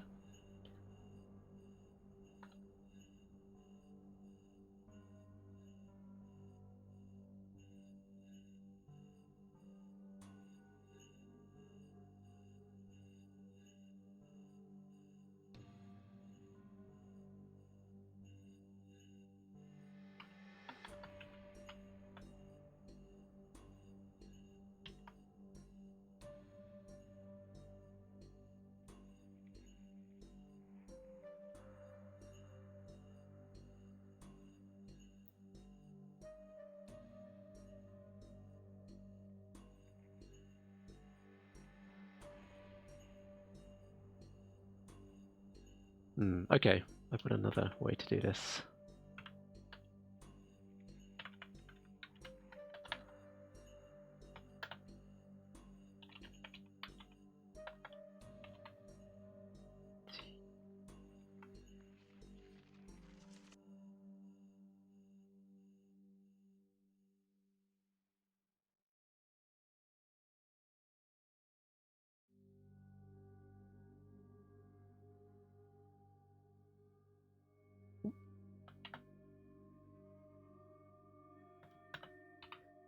So we can instead give it like a fuzzy border kind of effect. Hopefully. Ooh, something crazy going on with this calculation.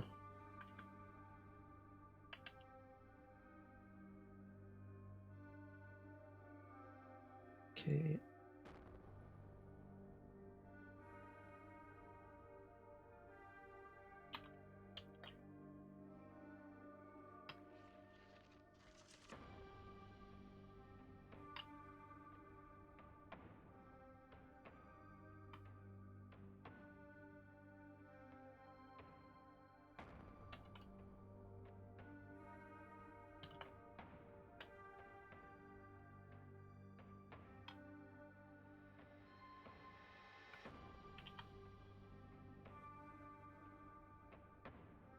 Nope, I'm doing something weird when it gets out of range.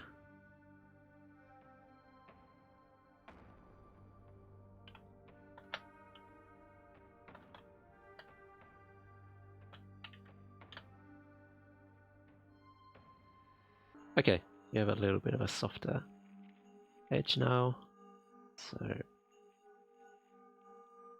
yeah, that gives them the kind of effect I was aiming for. Okay, we're seeing stuff interacting with the background horizon as well, which is kind of maybe why it's looking a little weird. Some transparency factoring in. Okay, so now as these things move, they will appear to have a bit of a softer, hazier kind of edge to them, which is kind of what I was going for. It looks a bit more waxy in my mind, like this. You know, actually they're kind of solid, but it's more like this, right? It's got like that glowy aspect to it somehow.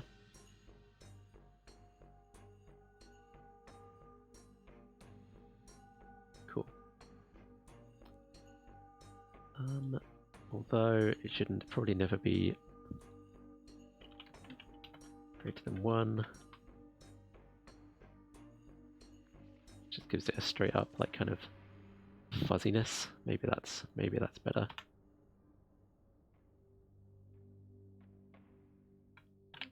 I did kind of like that slight fringiness that it created.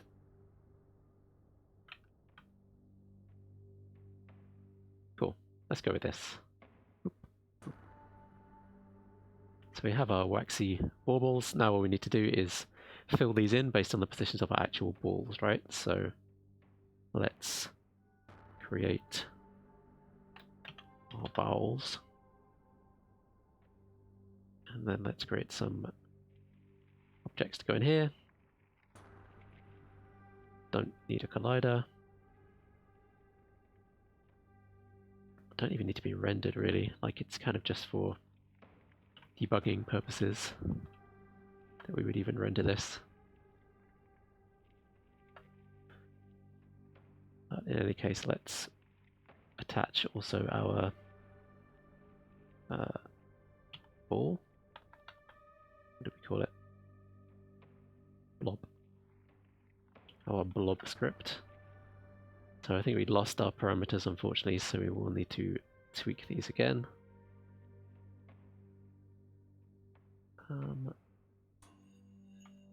Let's take a look.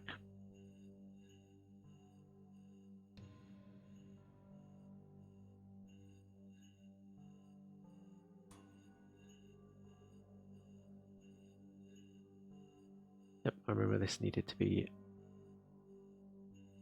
higher.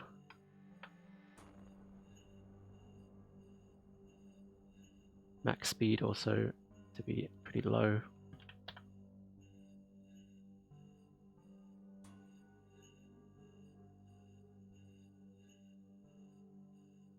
Passive cooling rate was lower as well, I think. Let's see how this looks.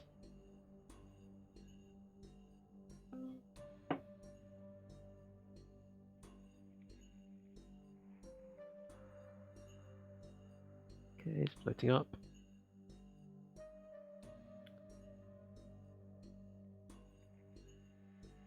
Reaches the top. Starts slowly drooping back down again.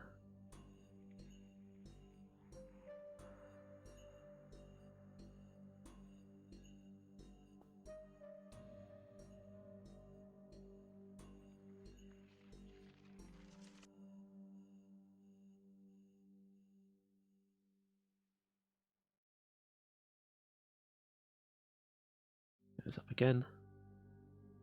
Cool. That's that. Now I want to tie these things into the shader, so the position of these balls is used to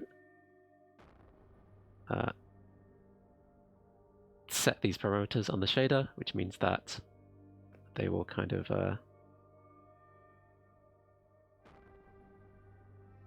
rather than seeing these white spheres, you'll see these blobby things. So we've kind of completed the visual effect there.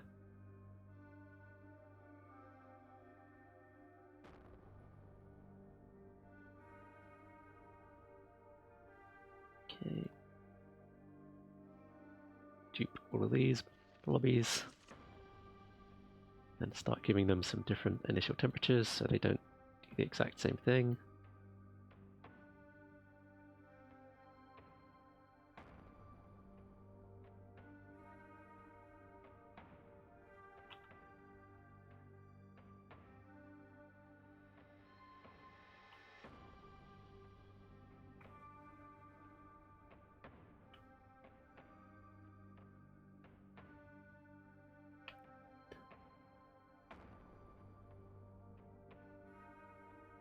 Okay.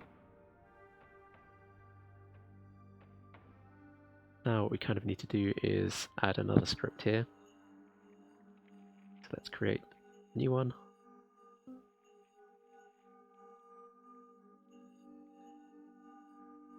I'm going to call this like lamp surface.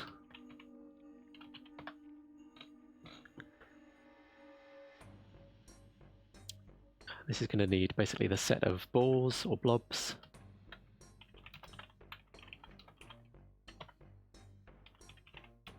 Let's call it game object blob container. And what I really want to do is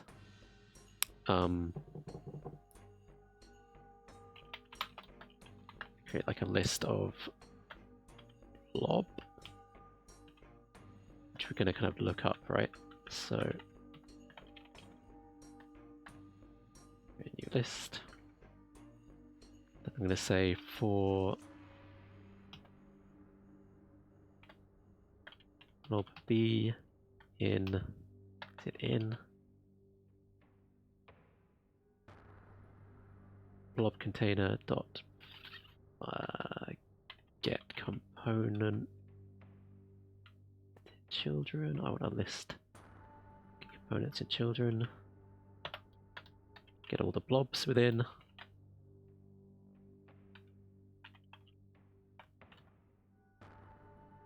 going to say blobs.add b. So I'm just sort of searching through and identifying all the specific blobs, because it's a pain to like wire a list of things in directly through the inspector. So I'm just going to put the thing which contains them all, and then the blobs can kind of be worked in.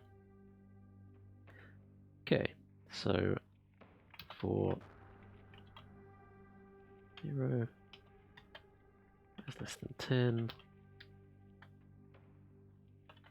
I'm going to loop through every index. I know I can only support up to 10. I'm going to say if okay, so I need to get a handle on this shader.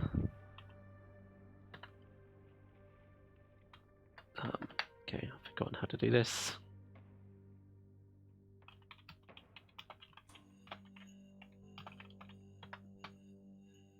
Material set flow, okay. Mat.set vector, okay. Cool. So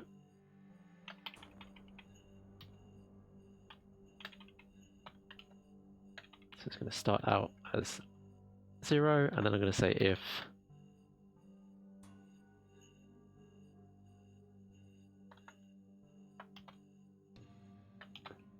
it's actually in the list, then I'm going to pull the information out from it. Let's say ball vec.x equals transform.local position.x, x, y, I don't care about z,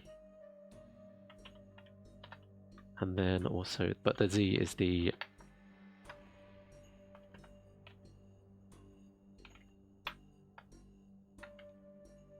I'm going to take the scale, because if you remember in our shader, x and y were the position, z was the sort of intensity, which is kind of just proportional to the scale of the thing, so we can probably just use that directly. And then I'm going to say vector under,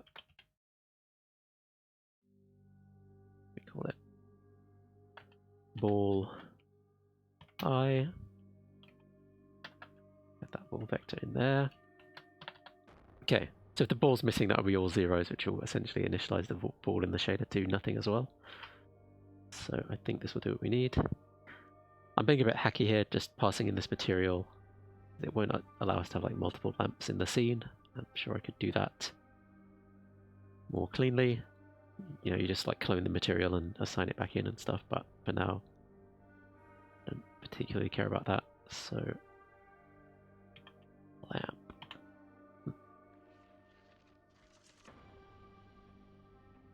It's called lamp surface.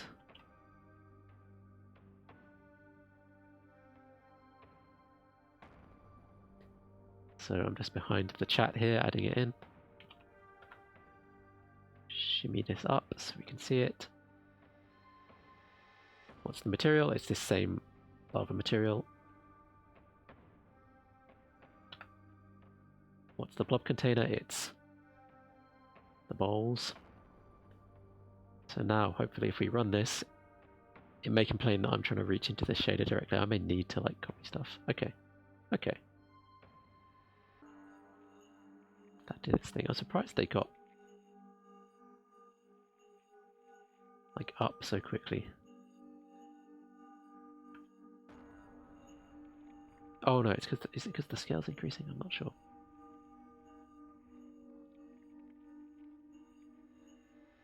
And they're moving straight away. That's kind of weird.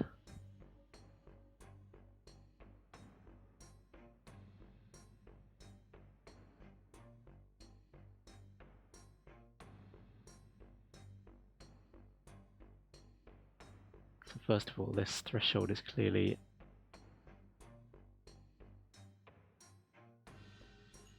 too low, and I should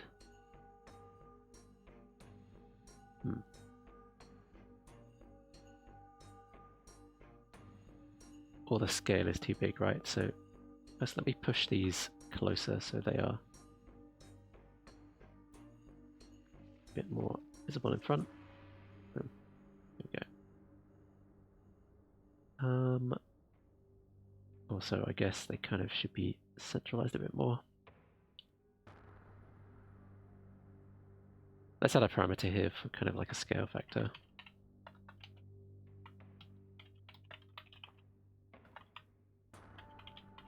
Something like that.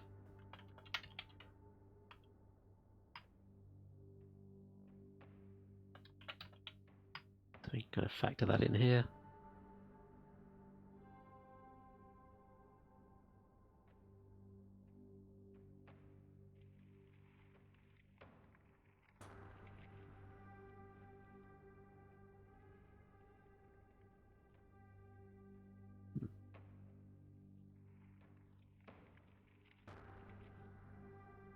Okay, so first off there is a offset into the UV space, which I need to do.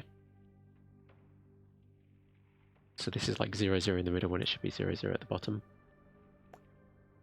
So I can do that easy enough here. So plus 0.5. This may need to be flipped, I always forget. I'll just do it like this and see if it's upside down or not.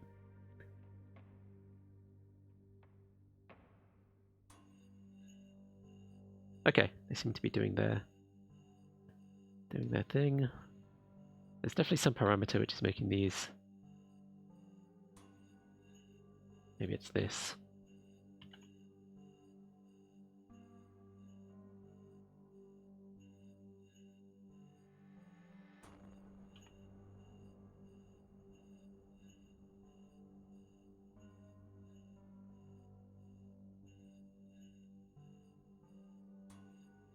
Change that a bit more globally.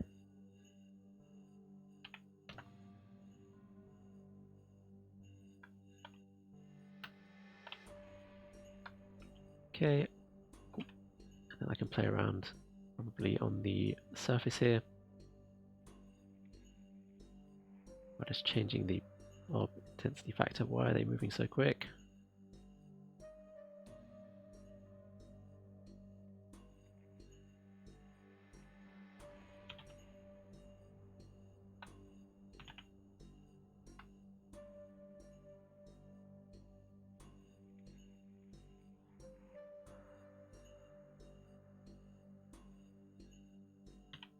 Gravity is probably acting in the wrong direction. I think that's what's happening there.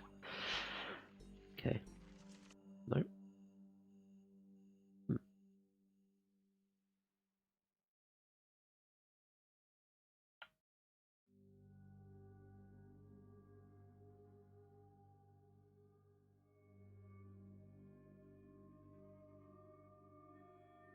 I am.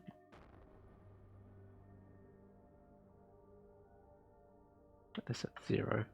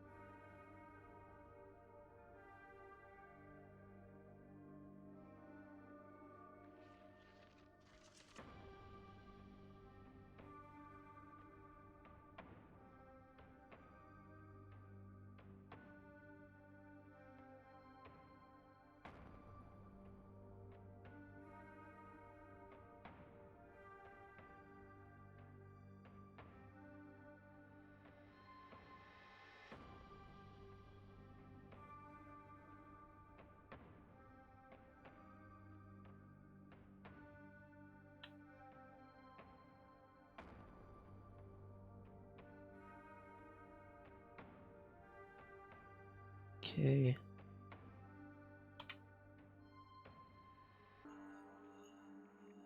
Bring that down slightly. Let's make our play around with the blob intensity now. So that those things are a bit more as we might expect. So sort of see the lava like welling up here.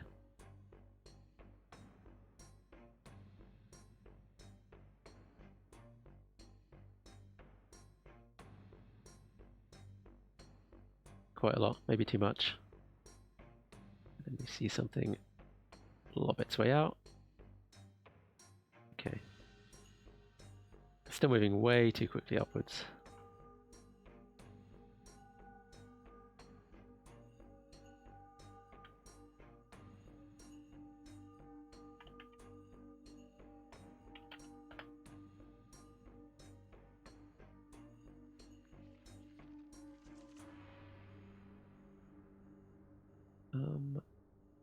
This is also 0. That's weird. That not being factored in.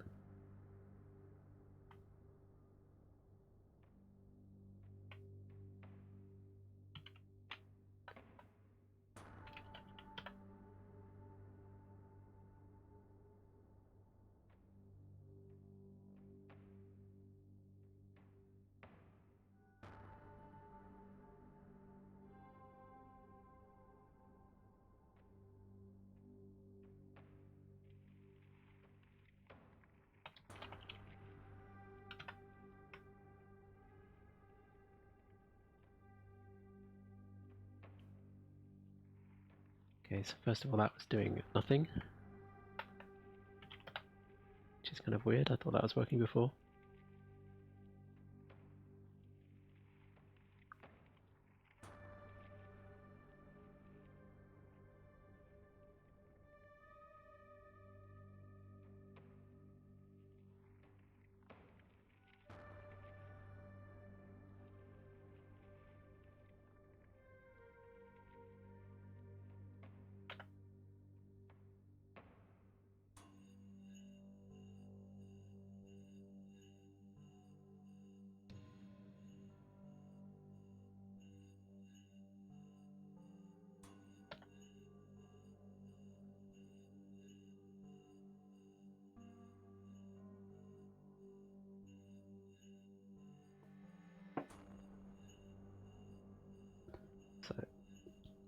So assuming this works, almost the last thing to do here I think is to add like the lamp casing, if you like, around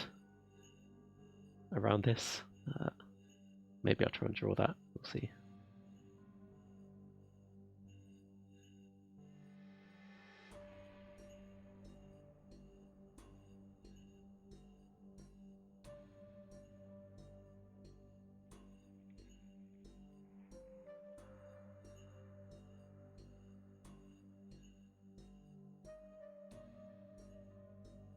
Slowly warming up.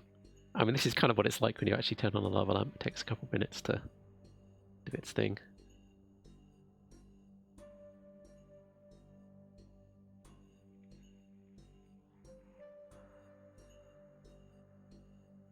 This looks quite a lot like this in reality.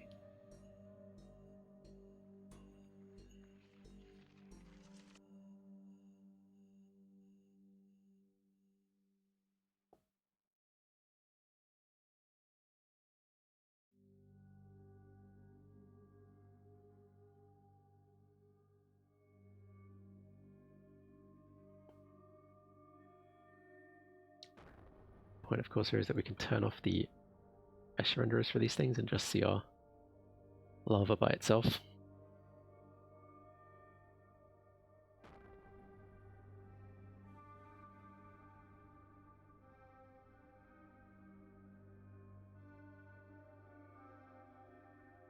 One cool thing that real lava lamps do, which we're not replicating, is that you sometimes get the blobs will like touch each other but bounce off.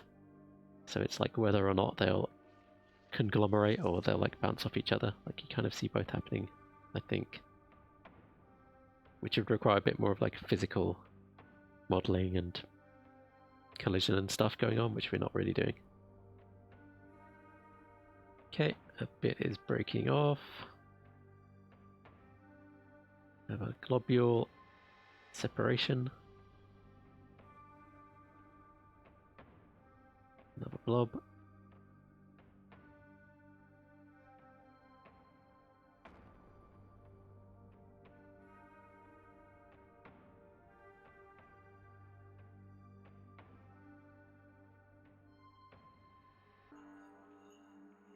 So straight away the overall like density seems pretty high. So maybe something like this is more reasonable.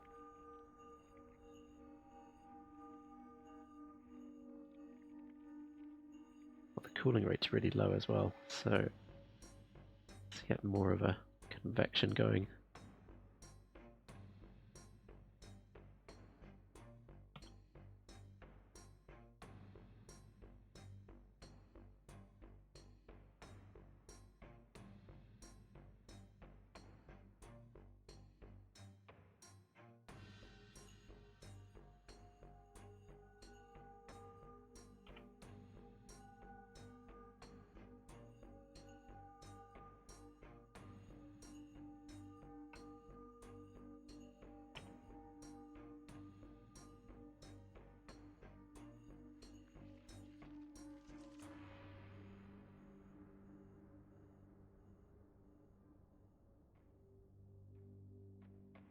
Or, you know, maybe just getting rid of a couple of these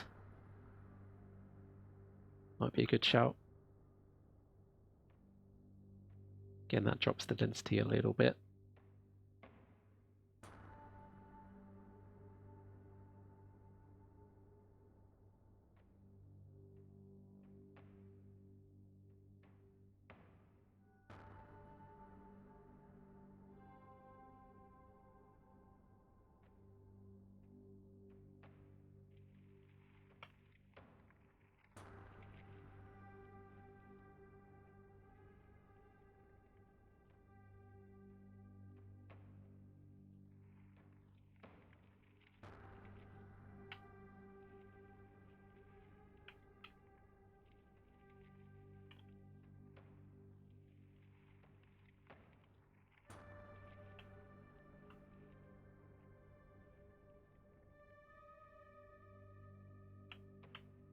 Give them a bit more of a head start, so we don't need to wait quite so long. And there's a lot of fiddling with parameters on this stream, which is kind of fun for me in a way, but maybe not for you guys.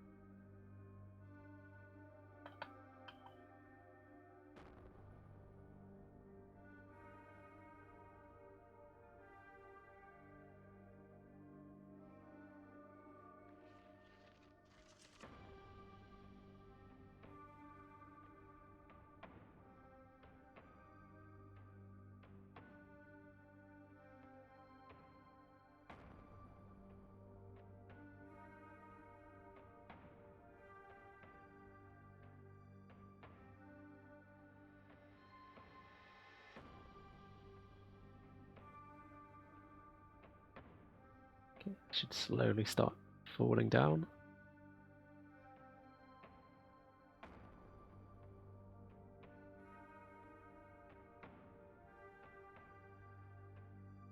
And then I guess they'll get less and less synchronized over time, I would assume.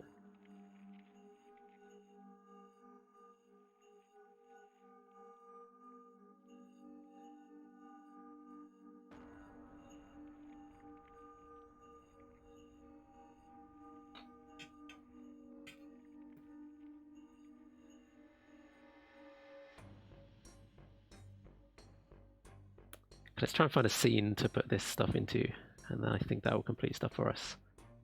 So, oh, I've got a tab open already. I kind of want like a desk or like a bedroom. Dare I search for bedroom? Nope.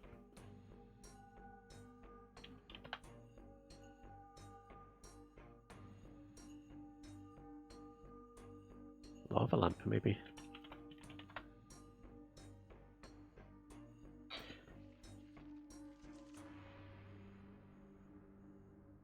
Okay, Google Images. See if there's anything. This is a cool kind of scene actually that we could use. But I want to find one which is copyright free, because we do things legit over here.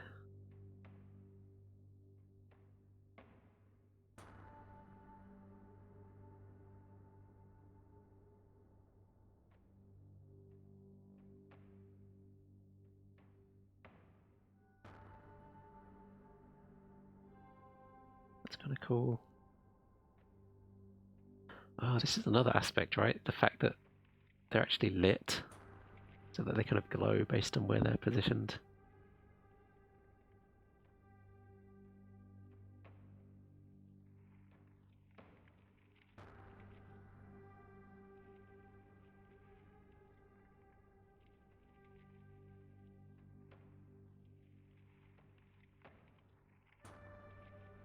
It's pretty cool.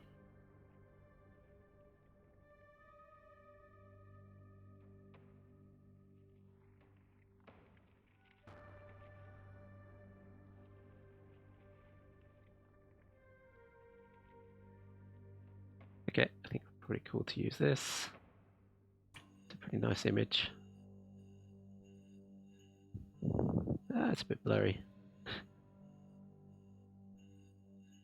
If anyone has a lava lamp they can snap a picture of, that'd be kind of cool. Okay. This could work.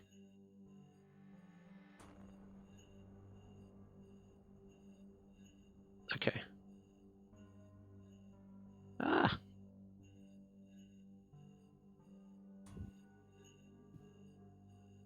So weird. Let me download the image.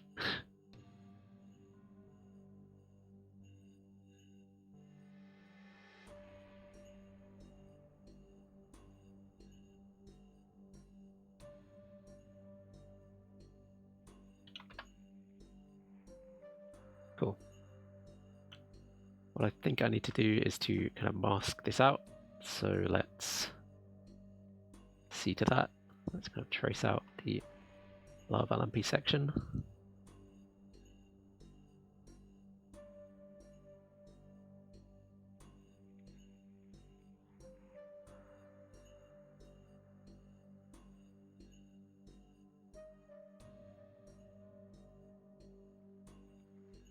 What I'll probably still want is something to go over the top. So a bit more editing may be required. Take this, this, and this. Just generally trace. Oh, it's hard to tell where it ends. Trace around the shape of it.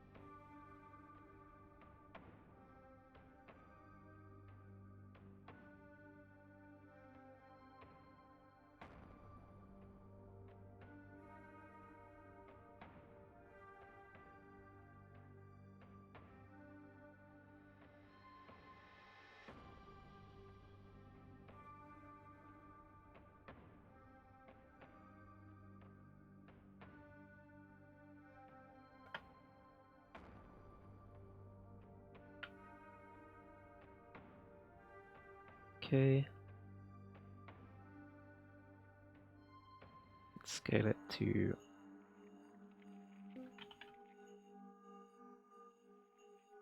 720, something like that. Then I will export.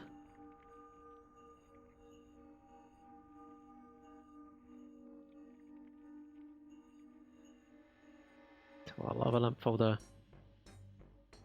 Assets.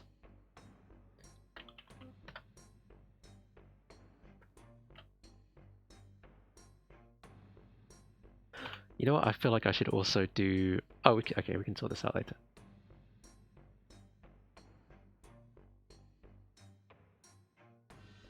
I was going to say we should include like the glass layer, but I can like get this situated and then we can add that later on. Let's take a overlay for this.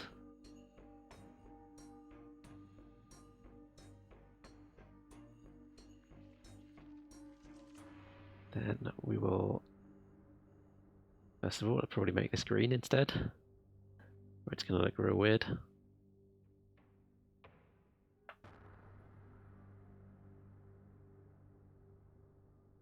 then add another quad.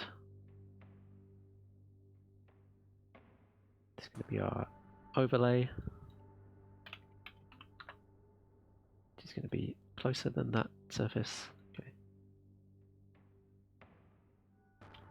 Actually, no, I can just add it in a different layer, right? Something like that.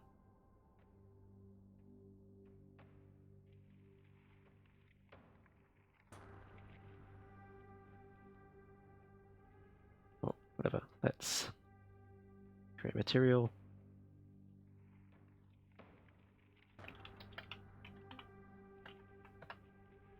It's just going to be a, I guess, standard. We really don't want lighting here actually, so we do unlit, transparent, and throw in our texture. Cool. Yep, looks good. Put the overlay up here and make sure it's reasonably correctly, or the correct ratio, in fact. So let me, in fact, create something to contain it.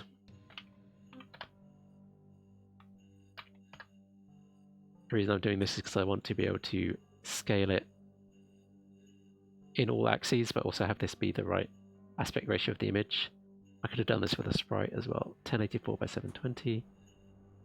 So I'm thinking I can now go 1084 by 720. If I sort of zoom myself out here, just huge. I can now scale down this whole deal. Like so. Small, small, small. Okay. Making sure that the overlay material's on there. Cool. This needs to be smaller still.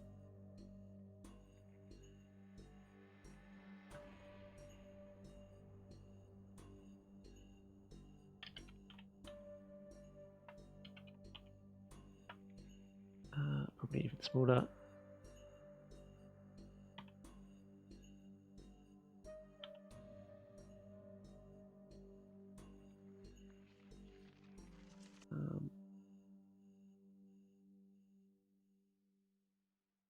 It's not very scientific. You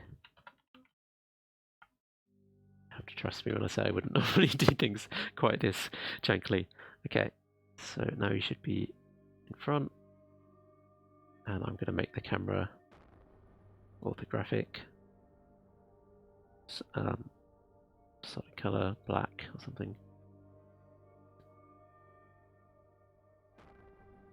Doesn't really make sense. There should be something behind that. Let's make you orthographic. Let's scale you up. Ooh. Whoa. Okay. That was the first pass. Let's check this out.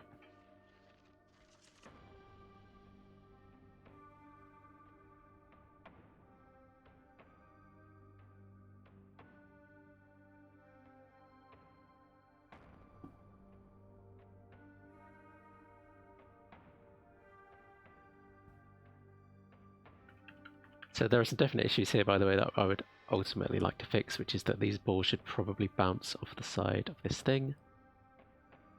Right now they only ever move directly up and down, so that's not quite right. And also we could even play around with the shader to have this edge be factored into those equations so that the balls like really conform to it. That's also something we could do, and probably should do if you wanted to do this like for real. But really this was, I wanted to play around and show you guys Metaballs, and this is kind of just a cute context to put them in, so you think about how they might be used.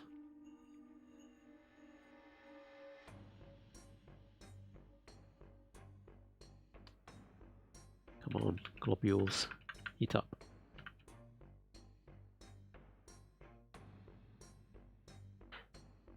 Let me up this considerably.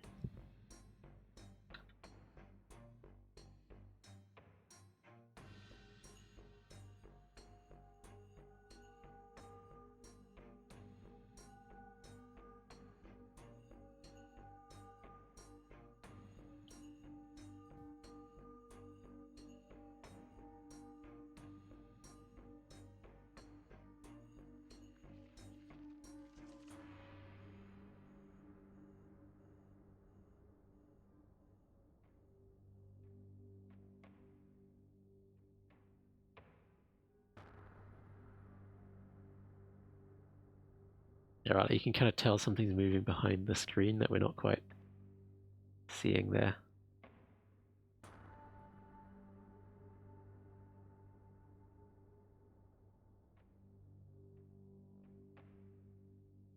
So the scale is not super ideal. We can probably tweak some of that with playing with this. Very slightly scaling this down, maybe moving it. Remember, all this ball stuff is in like local. Actually, I should do the whole.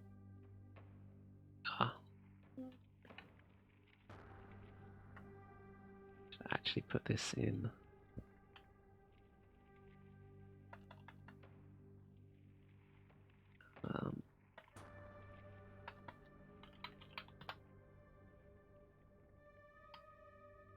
In something like this. Then this whole deal can be scaled. Ooh. Let's do this. Not in play mode, so it actually remembers. Oh, that's very annoying. Okay.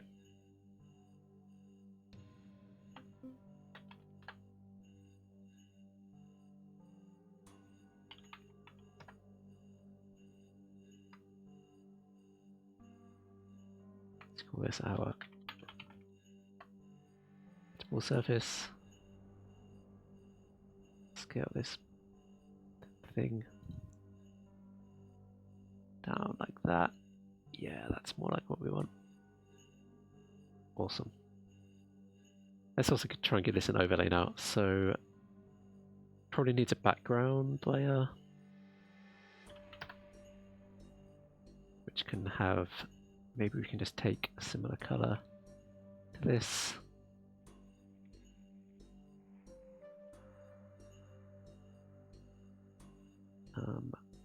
How does the actual original photo look? Okay, it kind of gets darker in the middle, so we could maybe do like a radial gradient thing. Yeah, radial, something like that. Oh, opposite. Or I could just flip those and then do a deal. Okay, that feels kind of like what we're looking at. Darken that up. Okay. That looks kind of lampy, and then let's add a kind of glassy to the top layer.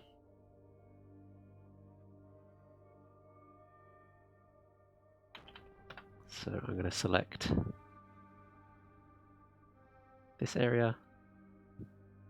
Just going to grow this slightly to make sure we get all the jaggy edges. And then, I'm not sure exactly what I'm doing here, but something like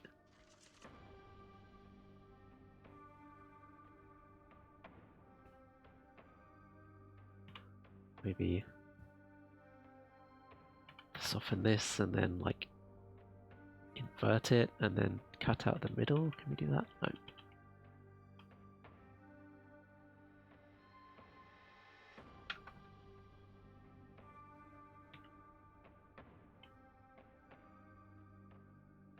This again by like 30.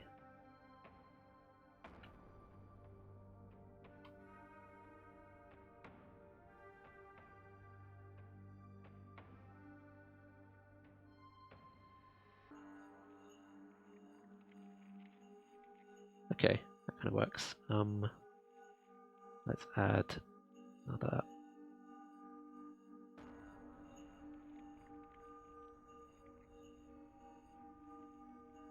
very low opacity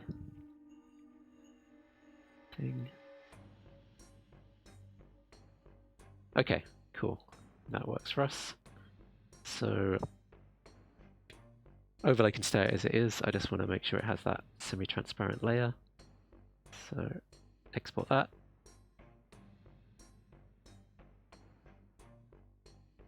Should now see that appearing. Yeah, cool. So there's the kind of glassy, fringy. Kind of looks like that. We could play around and make it awesomer somehow. Just intensify it, exaggerate it slightly.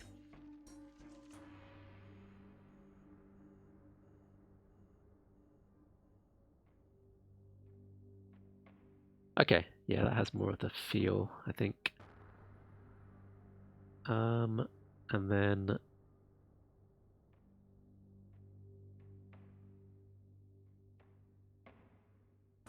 let's take the background as a separate image.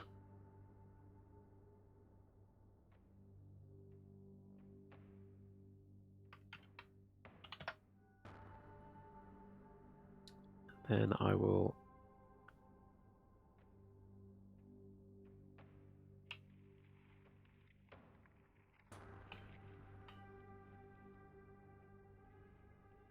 just duplicate that. Just do BG.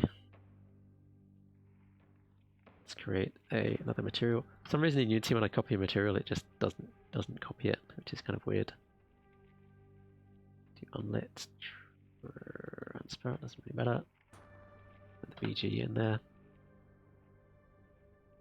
And here. This one. Let's call it that. BG material. And I'll just make sure that is like behind all of this stuff. Cool. Oh, this is pretty awesome. Okay. I wonder as well if I should just first of all, let's make these visible quickly. Let's hide the overlay. And then let's just put them closer to the middle. Put our overlay back, so we should be able to see all of these balls. Okay. So if there are any which are way out, I'm just going to shift them in. Oop.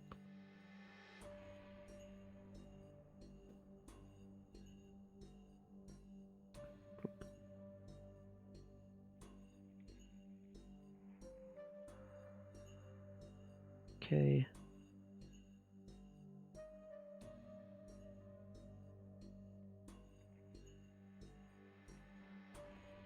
Oh, do not want the spheres to be visible. Yeah, look at that. Look at that, whatever the word was. Blobule of wax down there. You can see these heating up.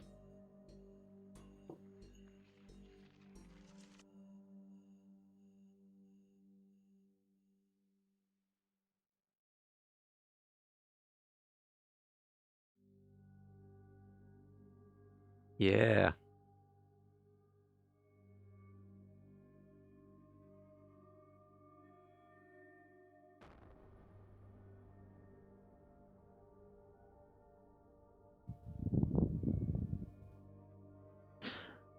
One way to make these follow the edges would be to like just bias the X, right? So at the widest point, you'd map it to like this range, and then at this point you'd map it to this range, so they'd kind of naturally like come through like that. Like that would be a hacky way to do that, which would probably work.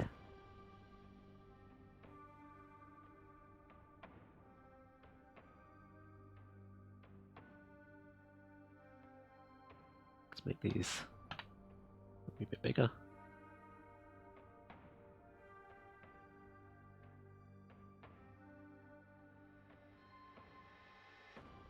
Awesome. But then we have our lamp. Like, I'm pretty pleased with this. I think for a couple of hours work, this is not too bad.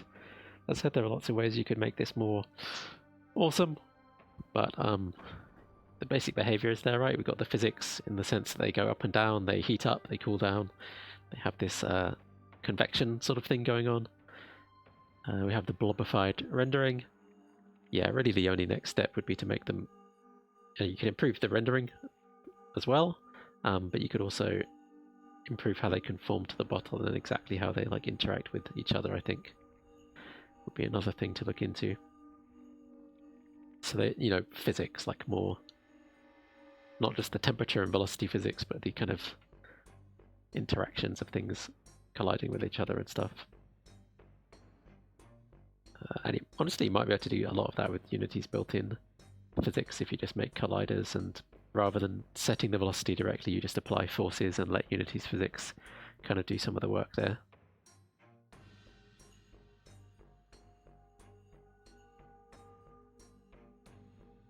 That looks cool, come on.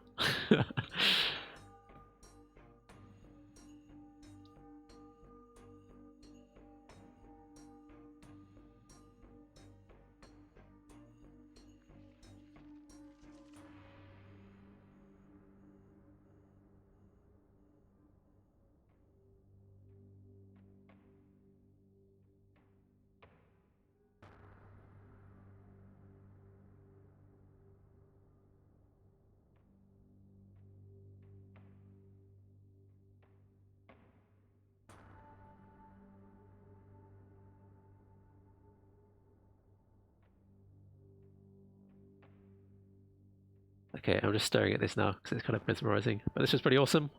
Thanks everyone for tuning in. Oh yeah. Hey, Macanario, you just joined us. How's it going? Yeah, like it's only just come together in the last few minutes. Like it's way more janky if I peel back some of the layers of smoke and mirrors here. So you can kind of see what's actually happening. The way it kind of works is we have these balls and they have some kind of logic where they have like a temperature, and the higher the temperature is, the more they want to float up. But when they get high up, the temperature starts dropping, so they move down again, and that's kind of what really happens in a lava lamp. And then we have this cool visual effect called Metaballs, which kind of takes these hard, solid spheres and renders like a blobby kind of version of them, if you like. So I could like move this down, and you can see the corresponding effect. Like this is something called Metaballs. It's kind of a common effect, but it's very lava lamp-like, and that's really what I wanted to demonstrate here, was this one particular effect. But I thought the lava lamp would be a cool like visual demonstration for it.